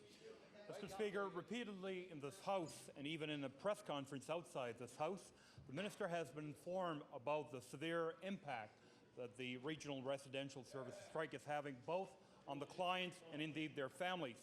Mr. Speaker, this strike has gone on far too long without any action or concern expressed by this Tory government. And my question to the Minister, could the Minister please confirm whether he has spoken with the employer in the last week with the sole purpose of trying to get the parties back to the bargaining table? The Honourable Minister of Community Services. Yes, thank you, Mr. Speaker, and I believe that it's been said before that this is part of the collective bargaining process. We have to respect the relationship between RRSS and the union, and we continue to do so, Mr. Speaker. Thank you very much. The Honourable Member for Clare, on your second supplementary, about 20 seconds. Thank you, Mr. Speaker. Mr. Speaker, it seems like we see on a daily basis heartbreaking stories of elderly individuals attempting to do their very best to take care of their daughters or sisters. Mr. Speaker, this has been a draining experience for both them physically and emotionally. Order, please. Time allotted for question period has expired. If I could, with the indulgence of the House, I'd like to... the Honourable Premier has an introduction at this time to make. As long as it wasn't the same one. The Honourable Premier. Thank you very much, Mr. Speaker. And we're privileged to have in the East Gallery today some special guests. And members will remember that the Nova Scotia team conducted itself with great distinction at the recent Canada Games, taking home 8 medals. And as well, the mission staff, for the second time in a row, received an award as being the exemplary mission staff participating in the Games. And I could point out that we are the only province in which the mission staff is entirely made up of volunteers. So we have with us a number of individuals, Cassandra Hawley, Sarah Ackerman, Nicole Doucette, James Blood, Joseph Scott, Brittany Jeanette, Pascal Roberge, Lars Anderson, Brandon Snow, and members of the mission staff. I would ask our guests to please rise and receive the welcome of the House.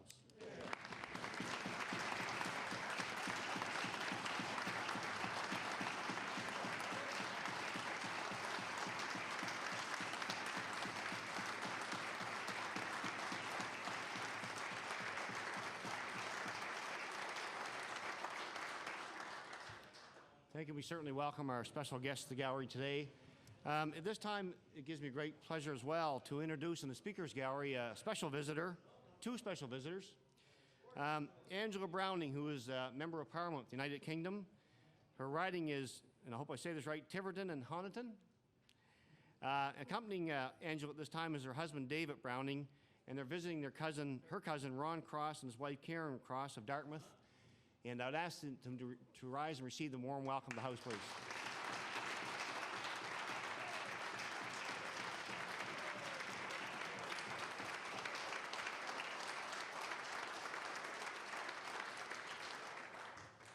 Thank you. We welcome our special gallery visitors to the gallery today and hope they enjoy the proceedings. The Honourable Government House Leader on Government Business. Speaker, I move that you deny the chair and the House resolve on the Committee of the whole House on Supply. The Honourable Member for Halifax Fairview. Thank you, Mr. Speaker. Mr. Speaker, the people of Halifax Fairview have the same concerns and interests that people throughout HRM and really throughout the province of Nova Scotia have. They're concerned about the quality of their healthcare system and accessibility to family physicians and healthcare when they need it. They're concerned about the quality of the education system. Absolutely. They want to make sure that their children, that our children, get a good education. And there's many reasons to be concerned about that. Yeah. They're concerned about what's happening in the long-term care sector, where seniors are having their assets taken away, assets built up over a lifetime taken away as the price of admission to long-term care. They're concerned about their sons and daughters and even people of the older generation who are going into post-secondary education institutions or would if they could afford the tuition. They're concerned about the transportation network. They're concerned about auto insurance. And I could talk about all of those things, but in the special time that's available to me today, I would like to focus on 3 particular issues that are more, particular to Halifax Fairview and that to a certain extent are somewhat unique to my constituency. And for each of these items, what I would like to do is to urge the government to act. For each of these items, there is something concrete that can be done in order to deal with a particular issue, a particular situation. The first one is the issue of jake breaks. And I introduced a piece of legislation in the House earlier today on this.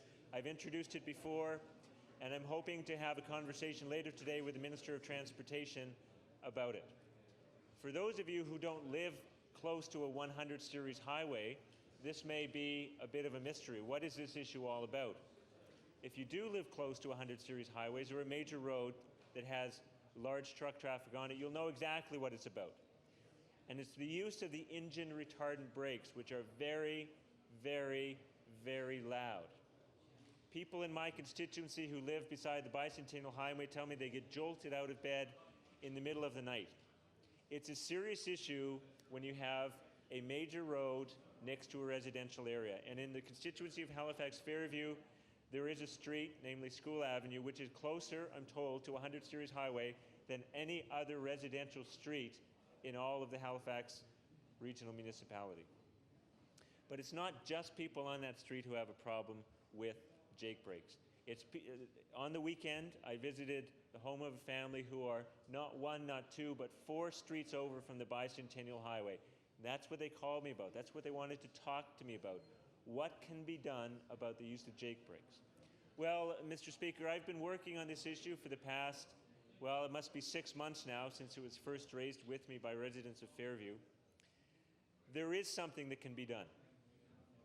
First of all, this government, I believe it was this government, brought in a law saying that the use of jake brakes in a 50 zone is illegal. And that's fine, and that covers the town of Truro, for example. If you drive into the town of Truro, it says jake brakes not allowed in city limits. Well, that's not because of the town bylaw, it's because of the provincial law saying that in a 50 zone, you can't use jake brakes.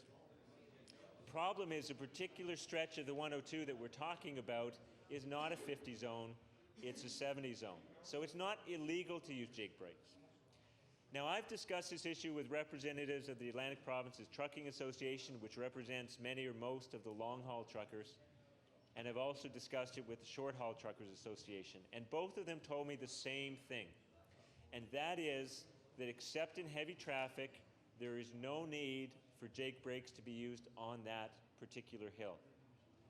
I met and toured the site with one of the APTA's safety officers, and he told me there is no need for the use of jake brakes on this hill. So why are they being used?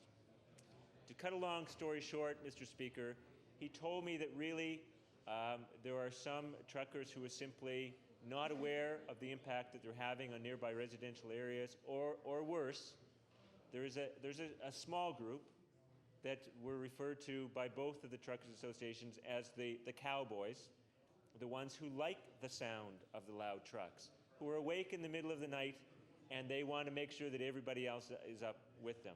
And those are the people that we're after. The people who use their air brakes, or their engine retardant brakes rather, not their air brakes, their engine retardant brakes when it's not necessary. That's why I've introduced a bill today. It's very simple, very straightforward. And what it does is it gives a municipality the power to forbid the use of jake brakes even outside of a 50 zone. Naturally, safety is first, has to be first, will be first.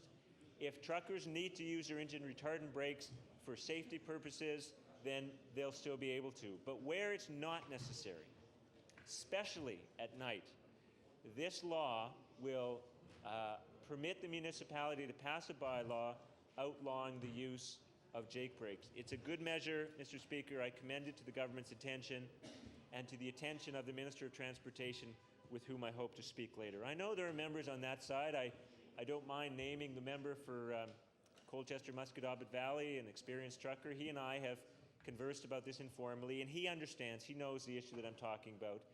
And I'm hopeful that, in fact, I think I'm right in saying that I remember that member saying that there were areas of his constituency where it's also an issue. So I commend this piece of legislation to his attention in the earnest hope that working together we can provide a solution for the people who have a problem. Second constituency issue that I'd like to speak about, Mr. Speaker, in the time available to me today is the provincial park that's in my constituency. Now, it may surprise many members of the House. I know it surprised some members of my caucus. Since I represent an urban riding, they didn't realize that there's a provincial park in my constituency, but there is. It's Long Lake Provincial Park. It was established in the late 80s, or perhaps as late as 1990, by the former member for that area, John Buchanan. That was when he represented that entire area before redistribution in 1992. And one of his last acts as the MLA was to declare this area to be a provincial park. I guess the key thing to know, Mr. Speaker, is that since that time, nothing has happened. Absolutely nothing. And that's okay. I'm not saying that's John Buchanan's fault. God, I mean, heaven knows there's lots that is John Buchanan's fault. I mean, we're still dealing with the fallout of John Buchanan's government. Every day we sit in here, 13 years after the man resigned, we're still dealing with the financial fallout of that government. But it was a good thing. And, you know, you can't be in government for 12 years and not do some good things. And one of the good things that he did was to declare this area to be a provincial park. But it has been, as far as I know, without a management plan. It's virtually unknown to people, except people who live right around the periphery, because there are no set trails, there is no development, there is very little in the way of signage. It has been left undeveloped. It appears to residents and to me, the MLA, that it has been operating without a long-term management plan. Now, there are short-term issues as well. I've been told recently that there are parts of the park that are being torn up by ATVs. You know, these modern vehicles that go into off-road areas, and the off-road vehicles go and they can really tear up a place. And in a park without any fences, without any gates, without any management plan, without any signs, it's hard to say to somebody that's not the right thing to do. And so the Department of Natural Resources needs to take both a short-term and a long-term approach. And I'm pleased to say that at my request, the Department of Natural Resources is meeting with me tomorrow, and I hope to receive some favorable news, some favorable consideration from that department about what to do with this park, which can be a real jewel.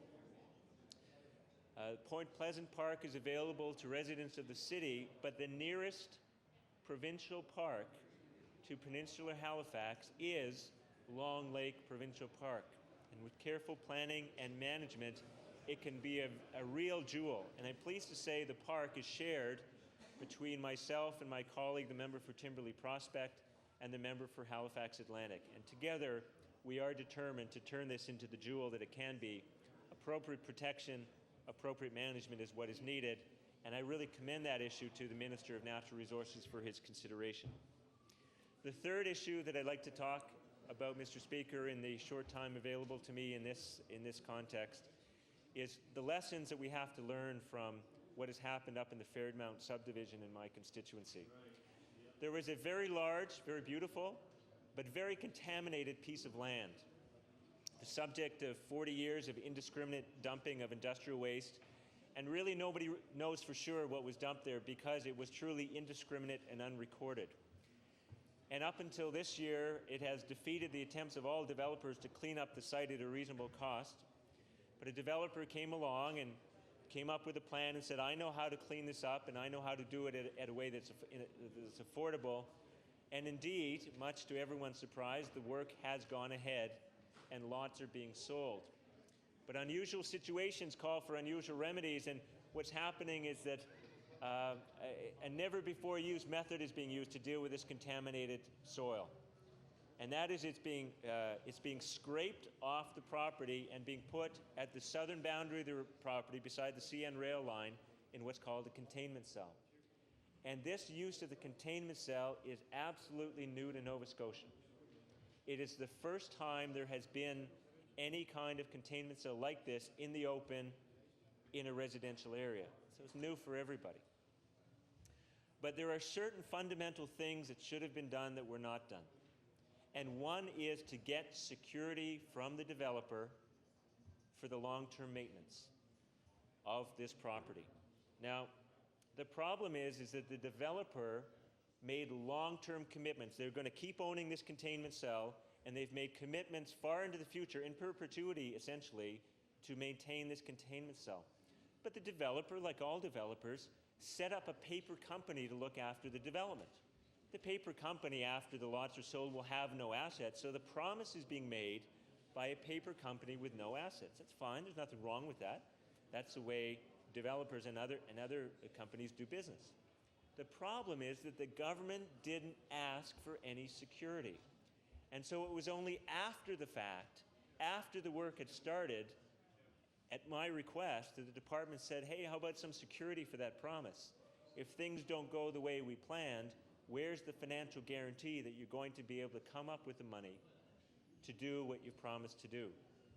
And I asked in the last sitting of the House what the government's intention was on this, and again, at my request and my insistence, the discussions were underway, but there's been no report back to the House from the Minister of Environment about how that's going. Has security been obtained? And when I say security, I mean that in the legal, commercial sense of the word. Is there financial security for the developer's promises? This is something very important that should have been done and should be done for any future development. Because when somebody makes those kind of 25 and 50-year commitments, the nearby residents need to know that it will be carried out.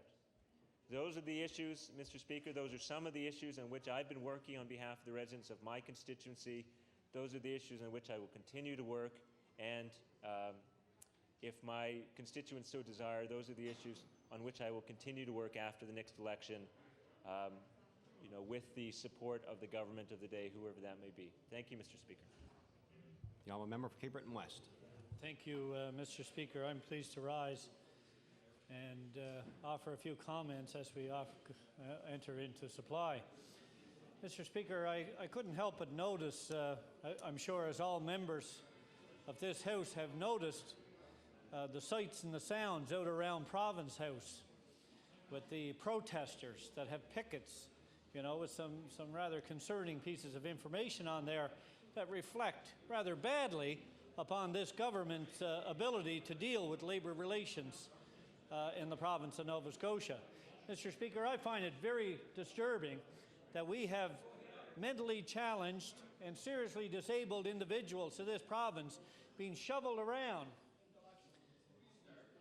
Yes, intellectually challenged individuals being moved around in such a callous form and uprooted from their rather wholesome environment that they're accustomed to, Mr. Speaker, all because the government is hiding under the veil of this arm's length relationship, to which it is really not an arm's length relationship in government. That being the society that's negotiating at the table